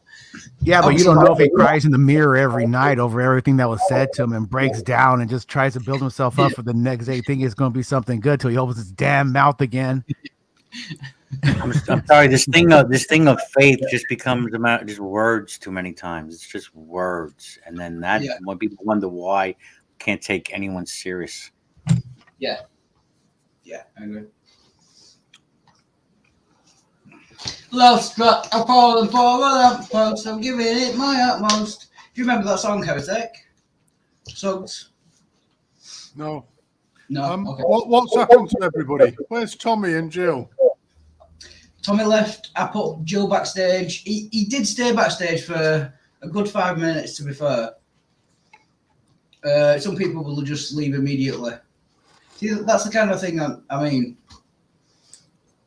He's honourable in certain very specific. And he's back. Welcome back, Jill. Careful. I just wanted to. I was about to. I got to start my own stream in about an hour. Brojo, can you define faith? Everyone check it. Using the term as if you know what the heck you're talking about when it comes to a Christian's faith. Can you define what faith is to a Christian biblically? Biblically, can you do that? Only if you do it. Only if you do it. I didn't think so. All right, see you guys. I will. No, I've had to define faith numerous times in two ways. You want the answer? I'll give you a fucking answer. Yeah. So you don't know what the heck you're talking about. So no, I know what I'm talking about. So a Christian would never. All right, then fuck off. Yeah, okay. So a Christian would. Do you want an answer? Okay. No, you didn't. You just said you didn't have one. You asked him a question. No, right. You say you didn't have one, right? Okay, so go ahead, Irene. Brojo's got the answer. He's already said he's got an answer. It's going to be wrong based off of your example. I know it's wrong, but go ahead. I've expressed that I see faith can be defined in two ways: in the religious sense, or even some other places when it comes into believing things of supernatural or that kind of thing. Believing in things with no evidence. That's false. That's not the definition of faith. Well, that's what all right. That's not the definition of faith. When I can finish. It's in the Bible. 11 is not a definition of faith. When I can finish. I apologize. Okay, so what's the second one? That's wrong. The second one is having a trust or a confidence. Okay. Trust and a confidence in what? Why is there trust and confidence? It could be a person or a thing. Why do you have trust? Why do you have trust or confidence? Because it's based on my experience with that person. What did you experience? It's based on their reliability. Right. They were reliable in the past, therefore you trust what they say about things that you may not be Trust sure and about. confidence, yes, based Okay. on a lot of All right. So confidence, that's a definition of experience, pistis for knowledge faith. of him. Yes. All right. The first definition is a blind faith, which is what you have regarding the origin of you, okay, or the origin of species, or the origin of life, you might call it, abiogenesis. Well, I That's what you asked have. and Okay. answered, and I will Oh, not perceive, and I will not okay. continue in talking with you unless you Okay, that's see fine. All show right. your No, faith. well, let me just say this about faith, about showing your. Sorry, Jill. All you're doing is prove that the Bible contradicts itself. It gives the Bible itself gives two completely different definitions of faith. All you're doing is proving that the Bible contradicts itself. Bojo was right. It says it's the evidence of things not seen. So faith is evidence. And then another part of the same book, the Bible, it gives a completely different definition of faith. So well done, you just prove your own challenge, give yourself on the quid and fuck right off. And he's back. And the evidence of things unseen, faith in the evidence of things unseen, is as written by Paul in his letters. Is that right? Yeah, I think so. Yeah, yeah. Are you going to let him back in now? Yeah, I will do. So here's how we're going to do this. You put me backstage, I'm leaving, and I'm not going to hear what you have to say. It's not going to work like that. You're going to put me backstage during the conversation, but everyone else can stay when they're not speaking. So if you put me backstage, I'm not going to listen to what you have to say. Okay, that's how that's going to work. But you're not going to listen anyway. Before Bojo even answered you, he said, "Do you want my answer?" You said yes, and the first thing you said was, "Well, I know it's going to be wrong." You don't want fucking answers. I'm not having them back. You can fuck off. I don't give a shit. No, it's true. It's not a real conversation. It's made sort of with an end goal in mind, and there's no flexibility along the way. It's just forced meandering if you have to, but the goal is the same. There's never any it's dishonest. Real. Yeah, it's dishonest, totally, for sure. Sorry, Jill. I'm not letting you back. When you ask someone a question and then when they say they got an answer, you say, "Well, it's going to be wrong." That basically equates to I'm not listening to your answer. He broke down. And when he does this whole name calling thing, cowards, everything, it's just a way of manipulating. It's definitely a tactic. It's disruptive to the conversation. It's meant to break down the other their opponent and to make them look bad to the listeners. So give him a break. Tactic. Give him a break. It's Sunday. He's clearly been to church and he's all fueled up, he's right? Heard a load of shit, and he's been accused of being a sinful little whatever, and he's all a bit butthurt about it. So he has to come and shout at people. Is this the equivalent? I know everything. Speaking of, it's about church time here in the USA, East Coast. Why isn't he over there? What's going on? Is this the He's equivalent? holding his own church. He's his own. Is this the equivalent of picking up sticks on a Sunday? All this arguing, and should Jill be stoned to death for it? That's my question. Should be, really. I know he doesn't get paid. No one would pay for that bullshit. There you go. Don't ever offer a black man the opportunity to be stoned to death. They'll take it every time. yeah. How much for that crack?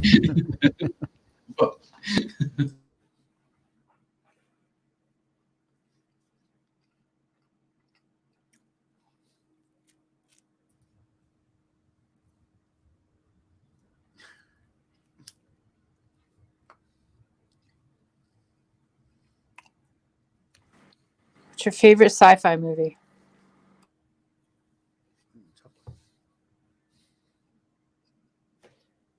Tough one. Does Back to the Future count as sci-fi? It's either Back to the Stop projecting, Jill. Stop projecting. What are you saying? Does Back to the Future count as sci-fi? I mean, more comedy. I think yeah. Loosely, I guess. Spaceballs. I like Spaceballs as well. Yeah, I'm not very serious about sci-fi, to be honest.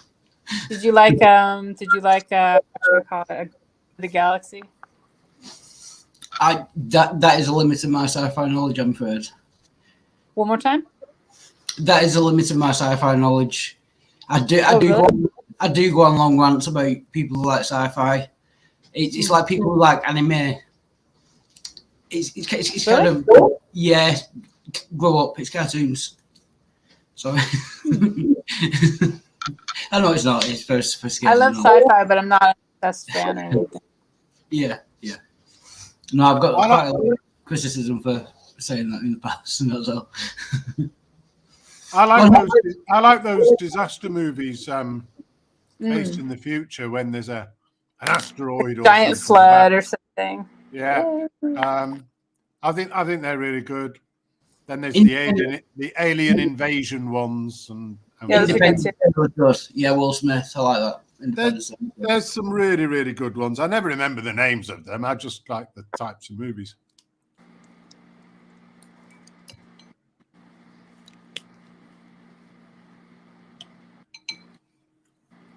Wild Hearts PP said I looked really gaunt earlier. Is what?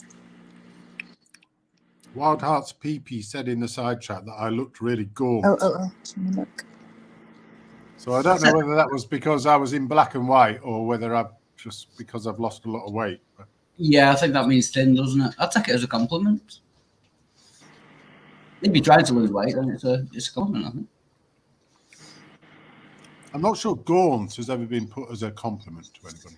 It's not generally seen as that, but if you're trying to lose weight and someone calls you gaunt, you could stretch it to maybe. Should you assume that you succeeded? You're looking gaunt. Yeah. Oh, good. I can see your skeleton and I can see your spine. Yeah, well, good job. All your ribs. Yeah, that was one. And welcome, Krishna. I got so much up with Jill, I haven't been paying one bit of notice to the side chat. I apologise.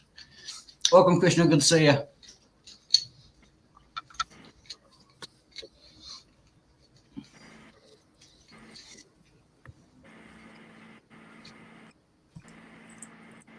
So, Heretic, who are we going to get to argue for Trinitarianism, and then we need someone to argue for Unitarianism, or are we just going to throw around the ideas? I really think is he Trinitarian? No, I generally don't know. Yeah, I would say he is. Yeah. I would say, and he's more of a universalist. Yeah, there are not many Unitarian Christians about. I think it generally. I think most Christians kind of believe in the Trinity. I can't think of one, to be honest. Christian, panentheist, Trinitarian, Universalist. Yeah. Come on, you got to be right at some point. That's what Cerberus does. What does he call himself? A pantheist? Yeah, that's right. He's got this. Yeah. He's got it to us. He can't be wrong, you know. Well, there might be other options. You could actually just put up. You could show a video explaining how a Unitarianist explains why the Trinity is just bullshit, made up after the start of the 3rd century, and how nobody prior to then actually believed in a concept of Trinity. And you can look at the arguments around how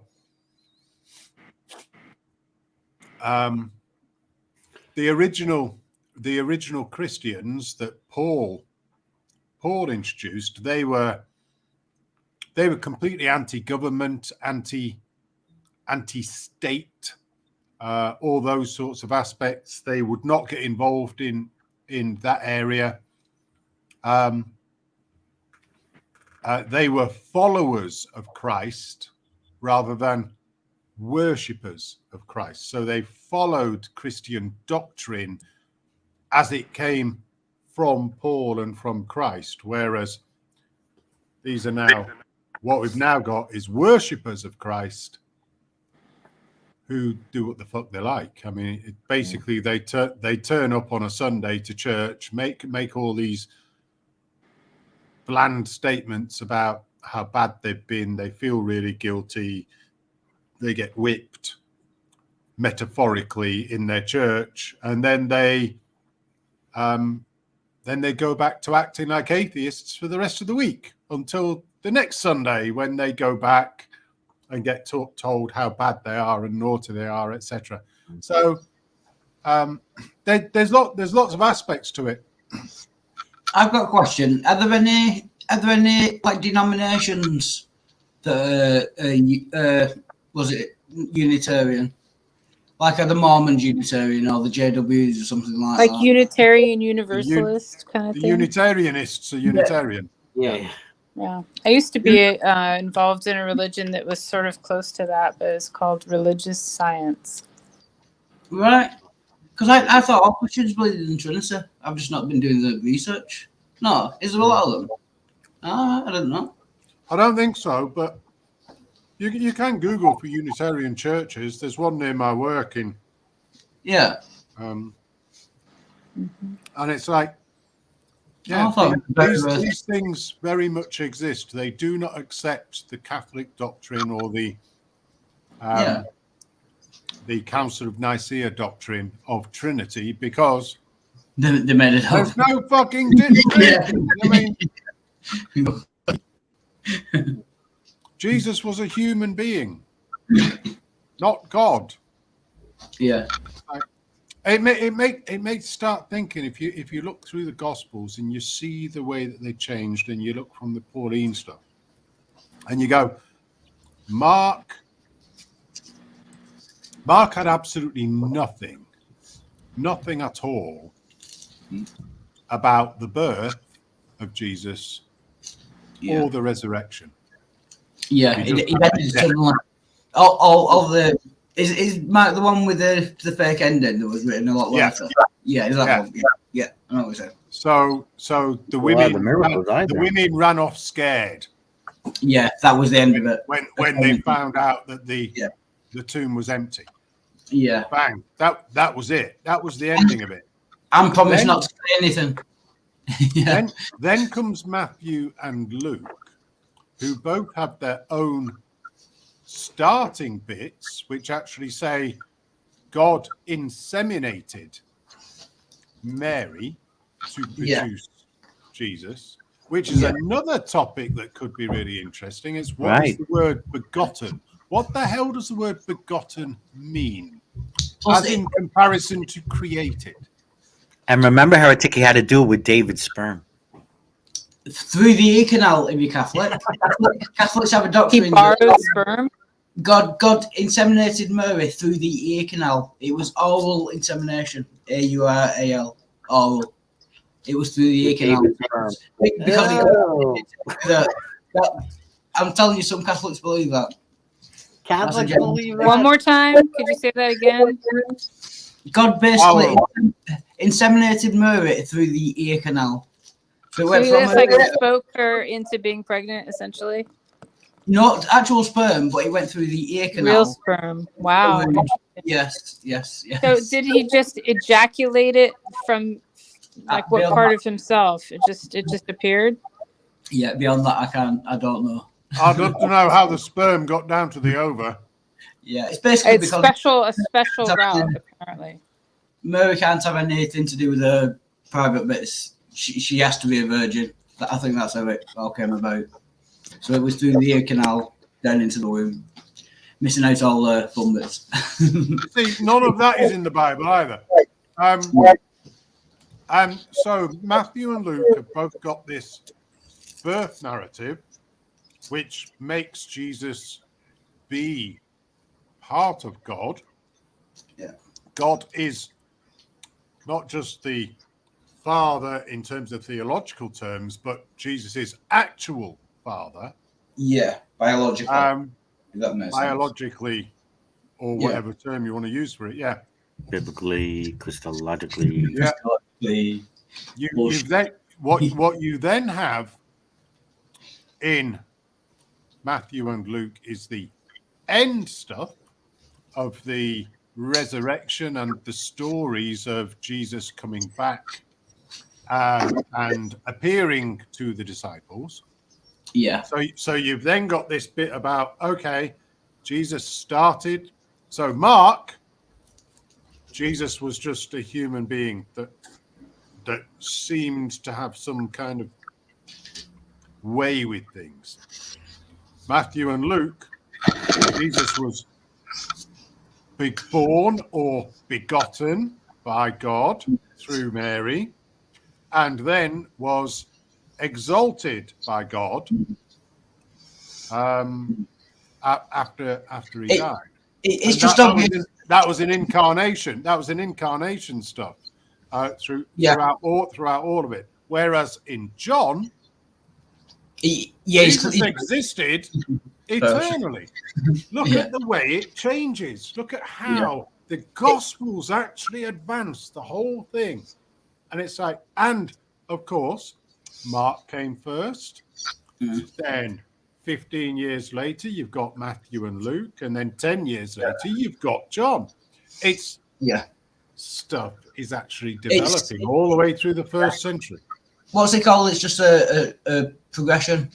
It's just an obvious. It's the way stories progress. If they get told, it's kind of a simple thing, but it is like the telephone analogy. People putting their own spin on it. Basically, Mark never mentioned Jesus being God, and by the time you get to John, Jesus is basically wearing it on a T-shirt. I am God. Yeah. And by the time you get to now, people deny Yahweh and just talk about Jesus. Yeah. Jesus is God. You don't need to consider Yahweh. You don't need to consider the Holy Spirit. You only have to worship, idolize. Yes. Somebody who was a human. Yeah. If he was even a human, if he even existed, which I don't think has been. He probably did, but I don't think it's been demonstrated fully. Plenty of people existed at that point, and plenty of apocalyptic preachers were around at that point. Oh, yeah, definitely. Yeah. Who the hell knows? I mean, he could have been the best bits of like 50 apocalyptic preachers just merged together. We got all the best stories told. What are you eating, Heretic? I've just eaten some soup. Nice. Instead of having a nutrient drink, I decided I'd have some soup because Wild Heart's PP said I look gaunt. That's why you look gaunt. See, you should be eating what every British man should have for dinner: chips, microwave chips. That's why you look gaunt. You're not eating. Not eating chips is why I no longer look fat. Which is a bit different.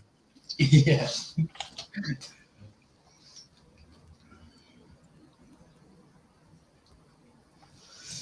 And here's another interesting view: Sabellianism. Did you never heard modalistic? I've heard of it. Yeah.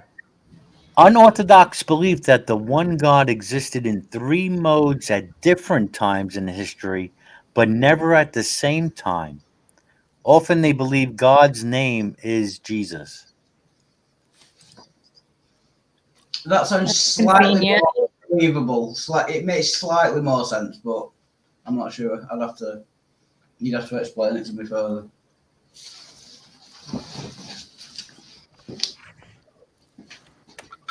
I'd like to go back to the word begotten. It's always been a word that I've never really got to the bottom of, and I'm not interested in a Wikipedia definition. You want to go to Strong's?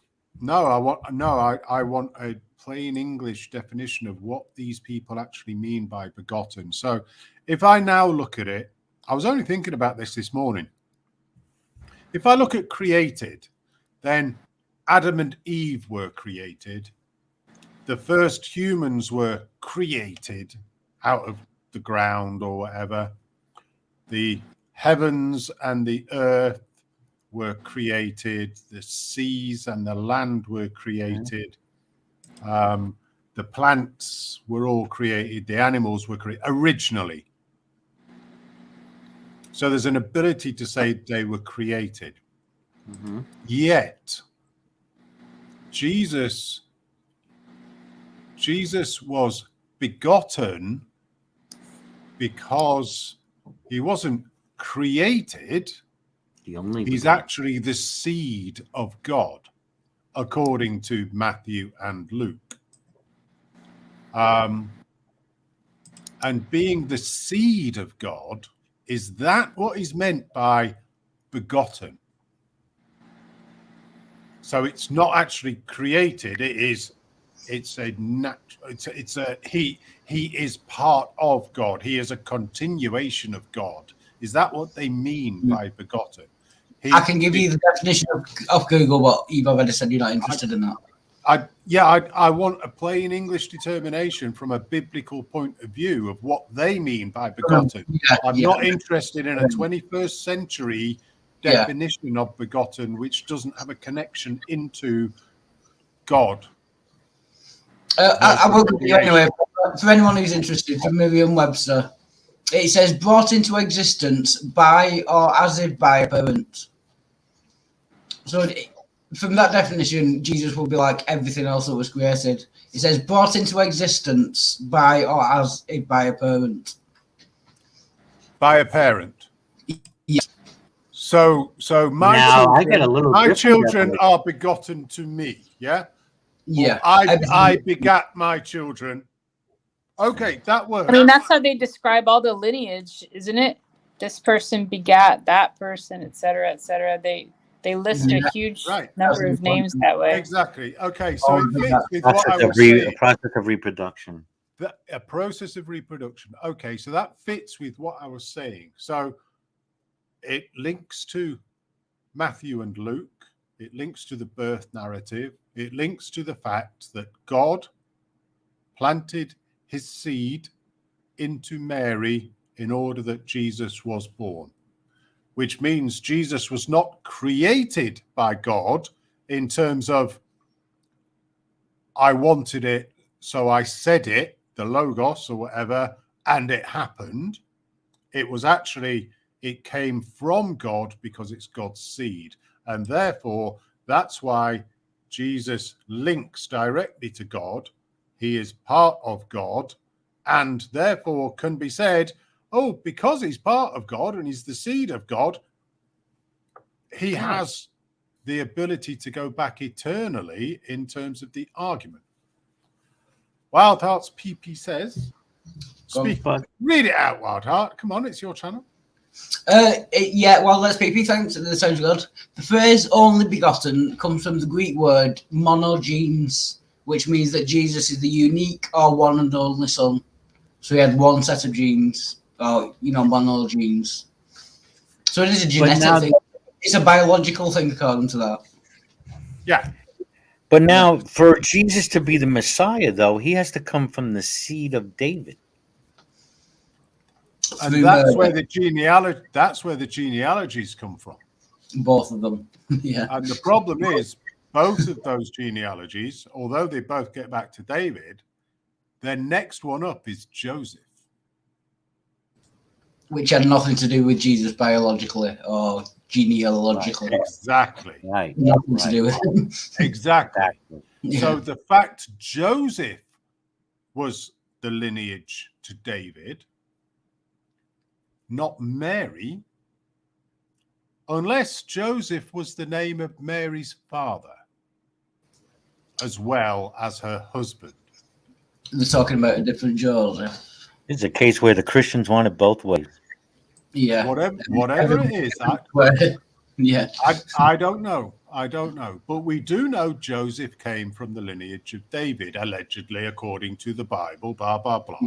If you do enough and that allows them to get back to David, but that Joseph has nothing to do with Jesus. No.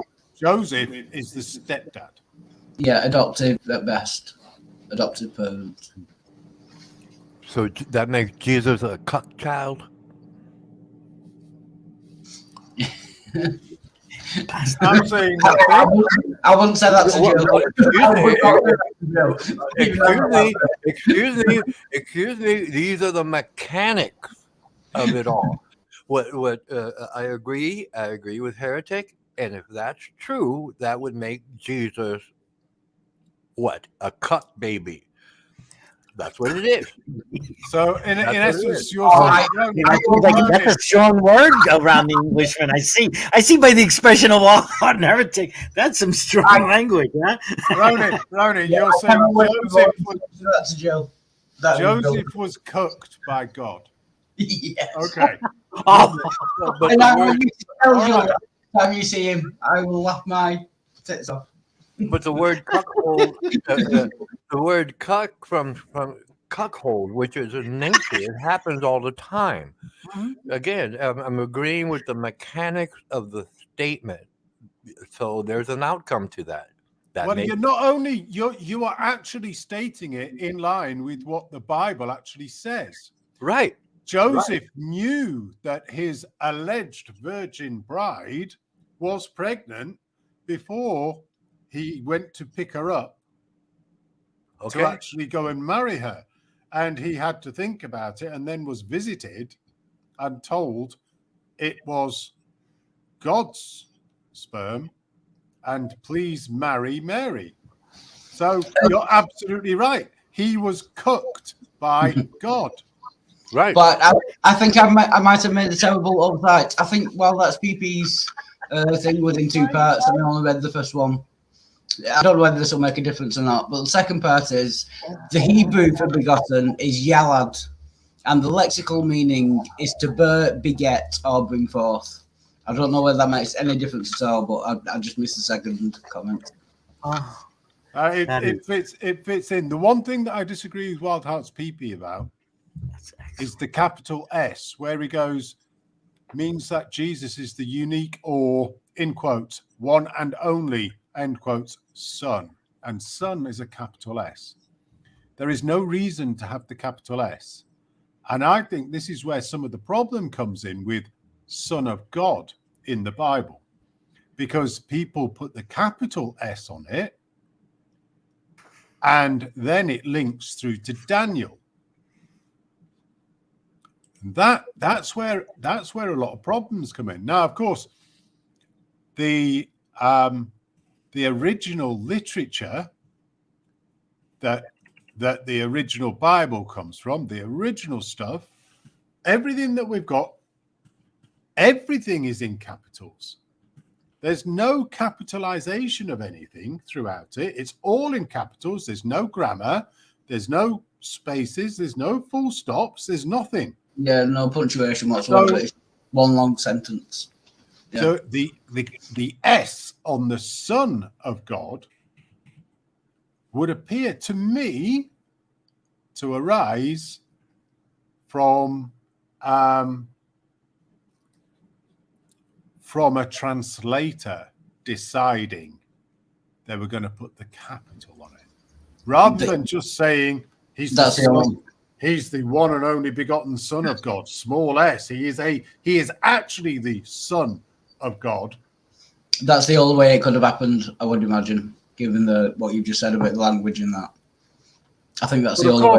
Of course, the Daniel stuff is meant to be Son of Man, and so Son of God and Son of Man are actually different, but there seems to be a link between it and a lot of grayness across those things. But yeah, cooked by Yahweh. I think that's brilliant, Ronan. That is. I'm gonna have a T-shirt made up. Yeah, that is brilliant, Ronan, and you should mention it to Jill every time you see him in the future. I'm sure he'd love it. Okay. I'm not positive, but the question that came to mind was the Virgin Mary Jewish? Yes, yeah. I would imagine so. Okay. Yeah. Okay, well, they have a justification in their society because the bloodline is always traced via the female, not the male. I learned that some months ago. Yeah, So, they would have a somewhat valid argument, but technically, but the birthright comes through the male, firstborn. No, in order to be Jewish, your mother has to be Jewish. It goes on whether your mother was Jewish. Yeah, that's now.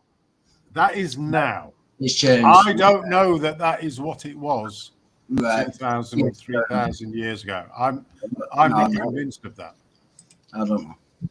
It's all about coming through the male line, right? The birthright. You would have thought so. Story, the Old Testament. Yeah, they're talking about David, aren't they, to get back to David? So at some point, it must have been through the mail, I would have thought. I'm not sure that I would wear. I'm not sure I would wear a T-shirt that said "Cooked by Yahweh." Maybe going back to Bojo's the barbecue. Jesus. Maybe it was cooked by Jesus. CWO. If Yahweh's into barbecues, it might be cooked by Jesus.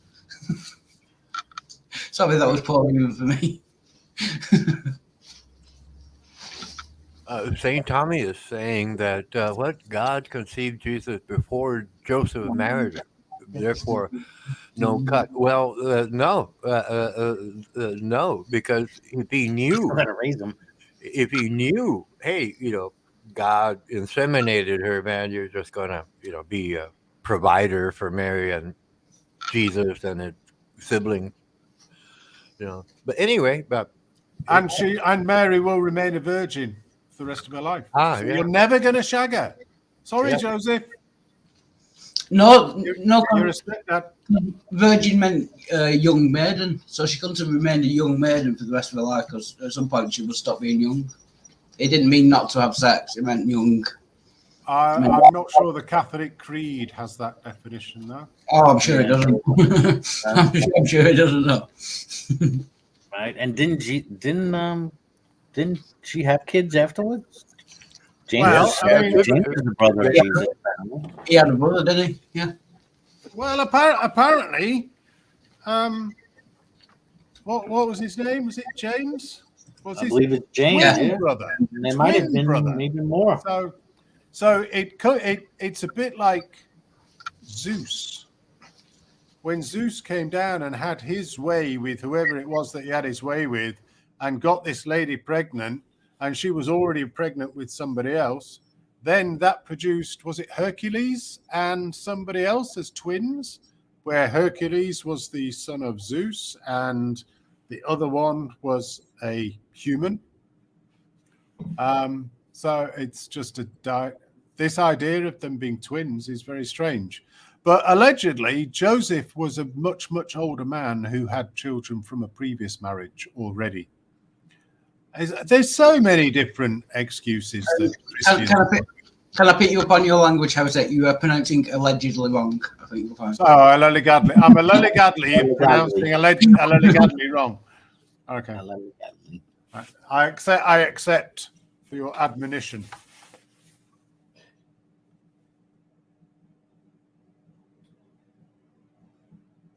Look, we got Jimmy Christ in the chat now.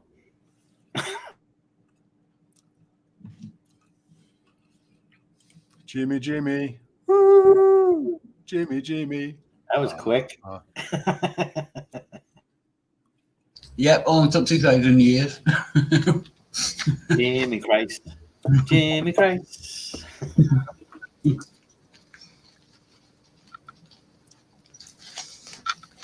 I put too much vinegar on them chips. My tongue's hurting. Who is that? Who is Jimmy Christ? Who is that? I've never seen him before. That has to be a new sock or something. There's gotta be someone you know, because they did that too fast. Come on. Yeah. I would imagine so.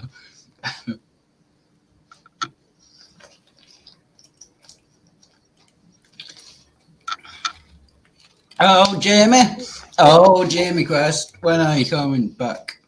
Doesn't mind, does it? Have you seen that guy, Stephen Christ? Have you heard of him, Stephen Christ? I've heard it all by legend.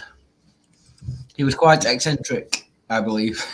I think he's still around. Yeah, he thinks he's Jesus. He says he's Jesus. Yeah. I've heard about some of his shenanigans. I don't think I've ever seen him on a stream or anything.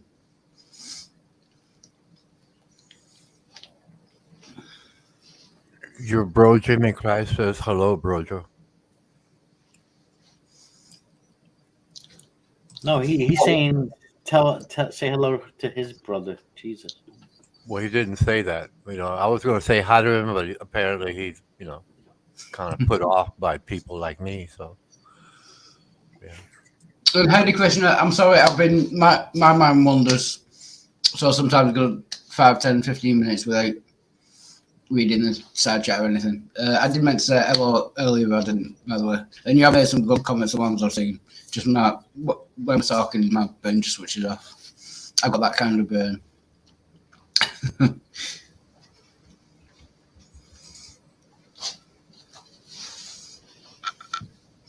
In biology, a cuckold is a male who unwittingly invests parental efforts in juveniles who are not genetically. Yeah. I think that's a perfect definition of Joseph. From what I understand. Yep. Can't argue that. Jesus is unwittingly. The problem is the word unwittingly there. Right. Oh, he knew about it. Yeah. Good point. Yeah. Yeah. Yep. I'm not sure that's the way that cook is being used nowadays. Oh, that would be it's generally being used in the way of people know about it and they accept it. I thought it was like not only accept it, not only it's like accept a it, cheat, right? yeah, not only accept it, but they might actually promote it in order to get some kind of. They enjoy it, yeah. Get some kind of sexual release from it. So that's the only place I've heard that word. I didn't know what it meant. I get the feeling the definition has slightly moved on from the biological one. Yeah, because the porn industry has something to do with that. You know, being a cuckold doesn't mean you have to jerk off in the corner while somebody fucks your wife. It just means you're taking care of another offspring. Some people adopt. That's a form of cuckoldism, I guess. Yeah. Yeah. Is there a biblical definition? Sorry, I spoke over the space cadet. That's okay. I just sort of blurted it out. Is there a biblical definition of cuckold? I'm not sure it's in the Bible. No, it sounds like a modern word. I'm not sure very modern, but I thought you guys were talking about it in a Bible context before. Well, we were, and we are. Yeah. Maybe Ronan will be able to find whether there's a biblical definition of cuckold. The modern version is definitely more intentional. Yeah. That's the only place I'd heard it before today. Well, I found that other definition in society, a cuckold is the husband of an adulterous wife. Then I learned this word: the wife of an adulterous husband is a cuck queen. Interesting. But it's not just the wife and the husband being that to adulterous partners. From what I know of this is a specific, area of kink. Like it's not just, oh, my husband cheats and I'm married to him. It's no, we find partners together and I want it. That's how I get off. Like that's more. It's mutual. Yeah, I don't think it's anyone going behind anyone's back. I think they're both kind of into it. Yeah, totally. Do you think the Jews at the time thought Joseph was a dumbass? Oh, yeah. Oh, right. He was very worried. Yeah, he was very worried about it because he didn't. That's why he had to have some time to think about it because he was concerned how people would think about it. To be fair, if your wife came to you and said, "Look, I'm pregnant," but what happened? This angel came down. Look, you're never going to believe this. This is genuinely what happened. You're never going to believe it. Of course, he was a fucking idiot. Yeah. Joseph, you're not going to believe this, Joseph. Yeah. You'll never believe it. I'm not going to believe this when I tell you. If you're a real man, if you're a real man, you would get a sword and make it a double effort. Yeah, I've been pregnant, and you'll never believe it. But it wasn't my fault. And will you still marry me? Yeah, of course he was a fucking idiot. Getting back to a point that Heretic had made, it says right there, it says in biology, a male who unwittingly invests parental effort. But in society, the male knows, like what was pointed out earlier, the man, I think it's masturbating in a corner while his wife has sex with another man. So it's not unwitting. He knows. He knows what's going on. Like Joseph knew what was going on. Well, that's a modern sexual. Yeah. So that's a modern It's a form of domination. He's submitting to the wife and the other guy in this scenario. And thanks, PJ. That's a good point as well. Oh, he said it's Old English from Old French cocolt, from cuckoo, from the cuckoo's habit to lay its egg in another bird's nest. That makes sense. Cuckoo. You must be cuckoo. But the cuckoo scenario is much more like insidious because I'm pretty sure that they also roll the existing eggs out of the nest. Yeah, they kill the other eggs. Yeah. You know? I'm not sure if it's a cuckoo, but there's another bird that will lay its eggs in there just to have something to eat. You know what I mean? A little extra protein. Like take out the others. Right. Take out the others. Yeah. Yeah, that's even worse in many ways. Nature, gotta love it. It's almost evil, right? It's almost evil. Yeah. Oh yeah, it's a wicked it's like world. Those, have you ever seen those? Evil. Have you ever seen those videos of those parasites that get into snails and they take? Oh yeah. Yes, I use that as an argument against God. The one in, I think it's ants. It basically burrows into its brain and makes the ants climb to a tall piece of grass. Yeah, and it comes to its head. It's like a fungus, a mushroom. Comes to its head and yeah, it's disgusting. It really is. Yeah, I use that as an argument against God because God designed that. God designed that to do that. How much of a sadistic fucker do you have to be? Yeah. How much of a sadistic cunt do you have to be to design that fungus? Mm-hmm. Anyway. Grotesque. Yeah. You ever see a video of a human being infected with rabies? That's a weird shit. Oh, I've not known. Oh man, yikes! Check it out. Foaming at the mouth. You know they won't drink anything. They'll just dehydrate almost to death. It's and just insanity. It's crazy. It's like damn. Once you have it, is it curable, or do you have to catch it at a certain point? Certain point. When it goes too far, I guess it's too far. Yeah. It's really what a terrible way to die. I would just say, put me down. Yeah. Right, you would think. Yeah. Overdose me to something. Yeah. Old yellow. Back of the head twice just to make sure. Yeah. Quickly. Yeah. Get it over. I'm done. 3 times if you doubt yourself. Yeah. One side, and the middle. Got it. Damn. I often wonder, with such an abrupt death, like, does your brain have the capacity to still provide you with that big fat DMT hit to ease your passage? I would also have to go out. Like, right, yeah. I would very much also have to go out. Yeah. Maybe again, like something like that. You're gonna, if like just playing around. Like let's say other lives or realms exist. Getting blasted in the head or something. Maybe just like waking up from a dream, just like in a scary ass dream. It's like whoa, I had a on the head. Yeah, it's like fuck. Time to make donuts. Yeah. What's weird is that, like, in my dreams, when I become aware in my dream that, it's weird because I don't become aware that I'm in a dream. I just become aware in the dream. All of a sudden, I'll just be like aware that I'm walking down a street, and I'll feel myself in a body and be able to see, out of the eyes of the person. But it doesn't feel like me. It just feels like I'm like something that just popped into another reality and was already in progress. You know what I mean? Yep. You're probably catching yourself in one of them automatic pilot moments. Not, something. Well, like I see what you're saying. Yeah. Like we were I aware of usually- the dream, you could visualize, you could see actually what you're doing. Like I saw in my dream how I walk, because in my dreams I never walk. I lean forward and I float towards the object, or I lean sideways, or inside I lean, I kind of like float in that direction. I did the same for different reasons. Yeah, I definitely walk. I've walked. I've ridden a bus.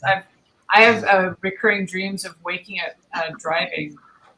I wake up and I'm driving and I can't see anything. The car doesn't work, but I feel myself moving. I look outside and there's no actual road. It's just like blackness. And it's fucked up. I never remember any of my dreams. I think it's probably a good thing on the whole. I used to dream a lot more. All my dreams are weird. Most of the ones I remember, I guess. Yeah, mine too. Excuse me. I have a bunch of recurring dreams. They all seem pretty strangely innocent, you know, when you look at them each, but they all, to me, seem to have some kind of underlying meaning, I guess. Mm-hmm. I hate dreams that predict the future. Really? Uh-huh. How many times does that happen? What I would say once for sure, twice. Well, I'd say twice, maybe. Interesting. What did it predict? Oh, my brother's death. Oh, damn.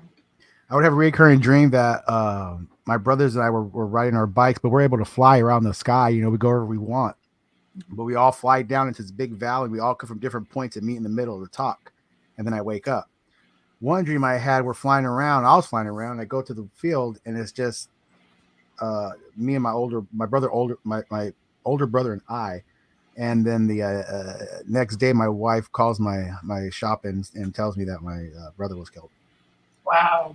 And it was about like early in the morning. I think it was killed about 3:30, 4 a.m. I don't know when I had that dream, but that's pretty weird. So this is like a non-expected, sudden type of death. Right. Okay. Wow. That's nuts. Well, I don't know if it's not expected because he's been. I mean, you know, we've all been situations growing up. Maybe there his where consciousness was coming to you in this, you know, like just I don't know, however. Who knows how it works, but yeah, it's kind of weird. But then again, I had a dream after that, but that was just, you know, nothing out of the ordinary because it was after his funeral. But I just had a dream that where just it was a short dream. We're just cruising around and he's just smiling and laughing, like, you know, like he looked healthy as hell, not all methed out. And I woke up. Interesting. Wow. Everything was really golden in that dream. It was weird. Everything I looked at had like a real golden hue. It's almost like Brojo's pizza picture there. Maybe your brother is in his own version of heaven. The life he led, he would have to be held by my standards. What I understand about dreams is that it's what is it? Ideas or events during the day. Yeah, try to figure them out. That the mind can not understand. So at night, the mind puts these ideas together, and sometimes the dream is like crazy, but it's like multiple ideas or events. Yeah, I also heard that's like a dumping station where you just dump out all the nonsense and unnecessary things, clear your mind, like a reset almost. Yeah, like a restart. Because your mind wants to basically have everything settled before it continues. Right. It's almost like defragmenting. Right. Right. Yep. Well, you know what else? Fraction.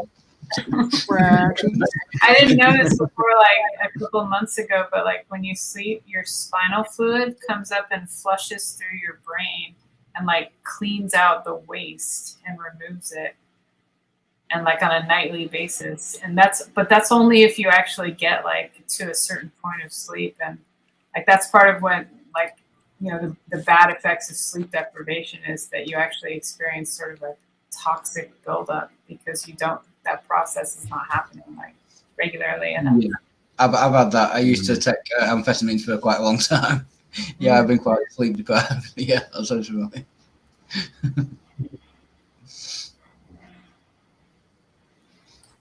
Nothing like staying awake for 3-4 days to clear your head. Yeah. All the way into delirium.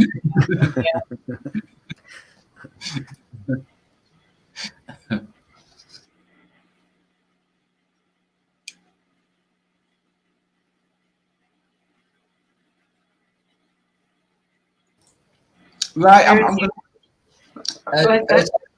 I've still got the Madness song open, so I'm going to do a musical interlude. It's been nearly 4 hours. So I'm not even going to put on the headphones, so there'll be a massive echo. Brojo's gone. Have a multiple sing-along. Yeah, find something everybody knows. Oh, it's going just for the chorus. It's worth it. And I can't do the voice because he's a southerner. He's from London, I think. I can't do this. Madness. Yeah, it was the lead singer with Madness. You know that song you were saying? Oh, that thing about the lamppost? Yeah.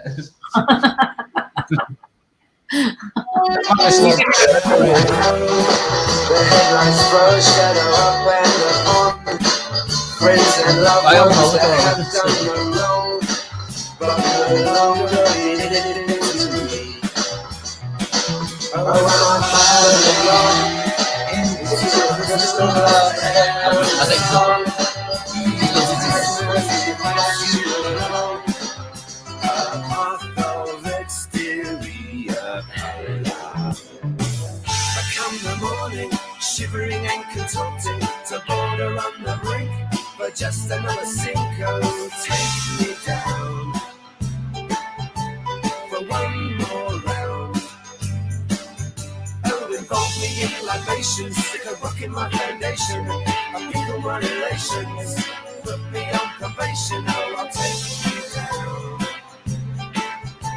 for one last round.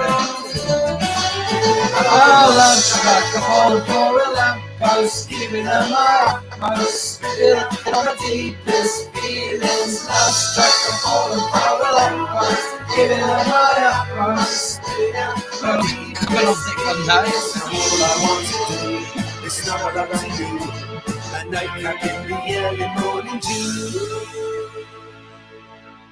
Look, what have I become?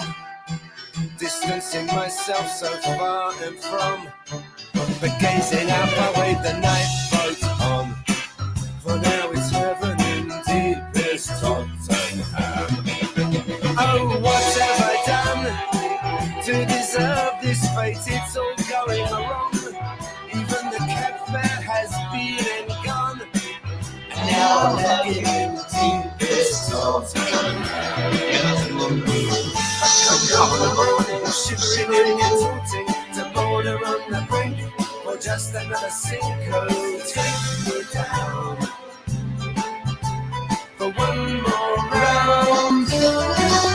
Yeah, love struck a falling for a lamppost, giving her my utmost, spitting out my deepest feelings. Love struck a falling for a lamppost, giving her my utmost, spitting out my deepest feelings. Fighting, strike me down with lightning. I've given in to fighting. Now all I want to do is get closer to you, a nightcap in the early morning dew.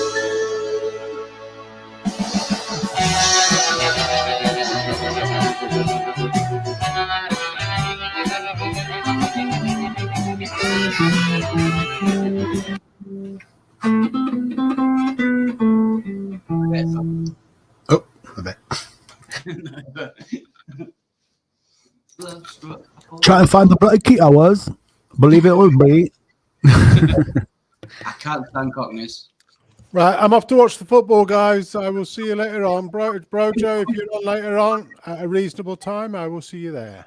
Who's playing? I haven't watched football for about 10 years. It's Chelsea-Liverpool in the Carabao Cup final. Ah, right. That's quite a big match. See you all. Cheers. Later. Thanks, Albert. Enjoy your soccer match. I'm guessing he'll be for Chelsea. I can't see him supposing the Scousers. I don't know. Doesn't really matter in the end. You're quite right. I was going to argue then, but it really doesn't. That's an argument, but it really doesn't. Have any of you seen a movie called With Nail and I? I've heard of it. What's it called? I've not seen it, no. It's called With Nail and I. No. Although I'll look it up because I'm sure there was a TV series in the UK called that as well. It might just be a film. I have it in my collection. I could actually stream a little clip from it. So. Yeah. Let me see if I can. Let me think of one and then I'll cue one up. It's probably just me getting confused. It probably was just a film, but yeah, for some reason I associate it with a TV series in the UK. Oh, really? They turned it into a series. Interesting. They might have done, yeah. But like I say, I've never seen it, so I could be completely wrong on all of that.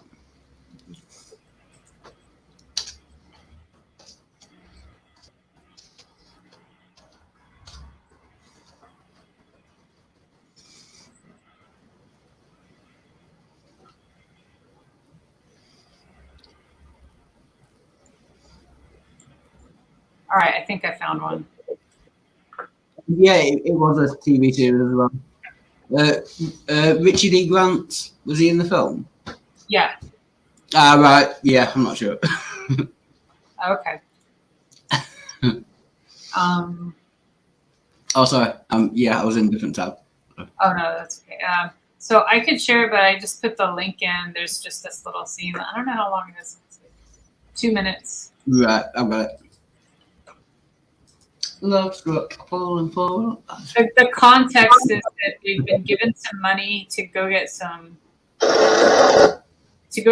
boots because it's raining and they're in a place that they need like rain boots. And they're rich. One of the guy's rich uncles has dropped them off in the city. That's what they're supposed to do. Right. I'm thinking a different film with Richard E. Grant and that one where they're in Paris or something. Oh, really? Yeah, I'm getting confused. It doesn't take much.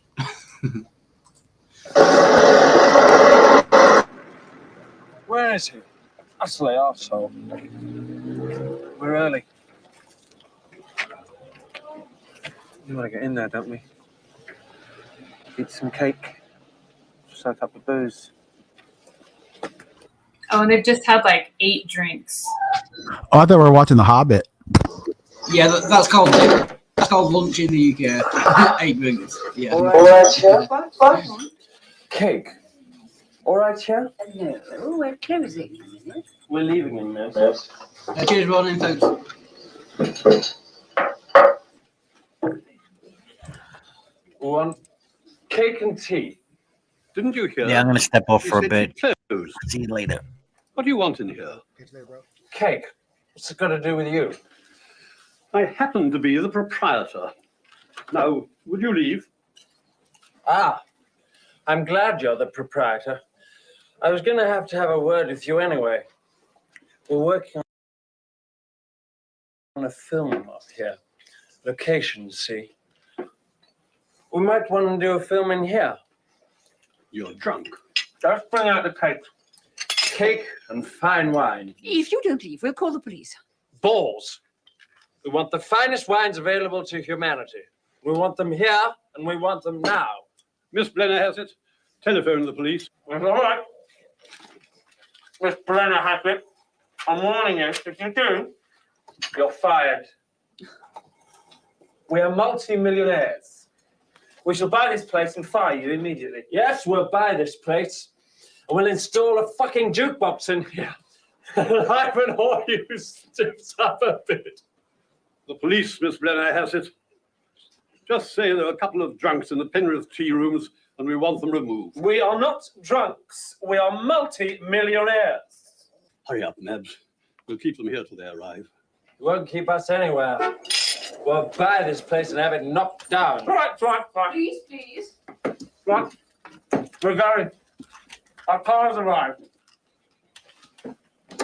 We'll be back. We're coming back in here.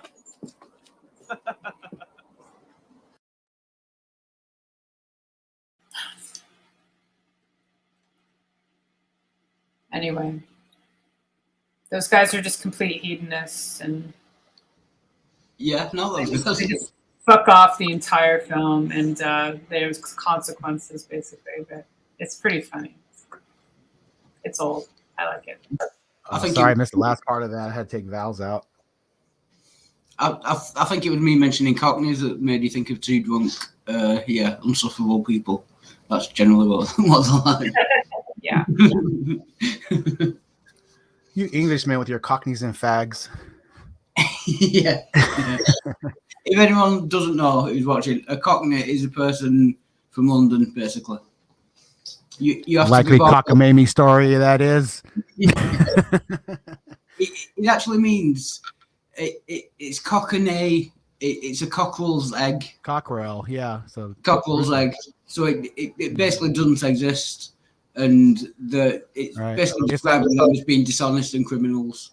It's like that stupid test, right? If a rooster's on top of a roof and the wind is blowing, certain direction, which way does the egg fall? Well, yeah. Yeah. Basically not to be trusted. Yeah. Cockamamie story. But I've just had a notification that Jill is live, so I think I'm gonna go over and possibly annoy him if he'll let me in. But thank you. Go suck his dick. Yeah. Or I guess you could polish his cockerel egg. I guess. Yeah. Polish Jill's cock. Well, cockerel. Cockerel. There you go. Be a demon cockerel. Yeah. Yeah, big black fire eggs. He's got a big black cockerel, apparently. Well, that's what his mama told me to feel better. Yeah. And she's true. Forget it. But thanks, PJ and Space Cadets. It's been excellent. Thanks everyone for watching, morning. Everyone who's been here. Yeah. Bye, Spacey. Catch you later. Cheers. Bye. Thanks a lot. Cheers, Space Cadet. Thanks a lot. I hope you have a great rest of your day, and feel free to come and join the streams and the Google Meet one as well anytime you want. Oh, okay, no problem. I was out for a second, so I didn't know you guys were ending. Yeah, I'm gonna go. Jill's live, so I'm gonna go and annoy him for a bit.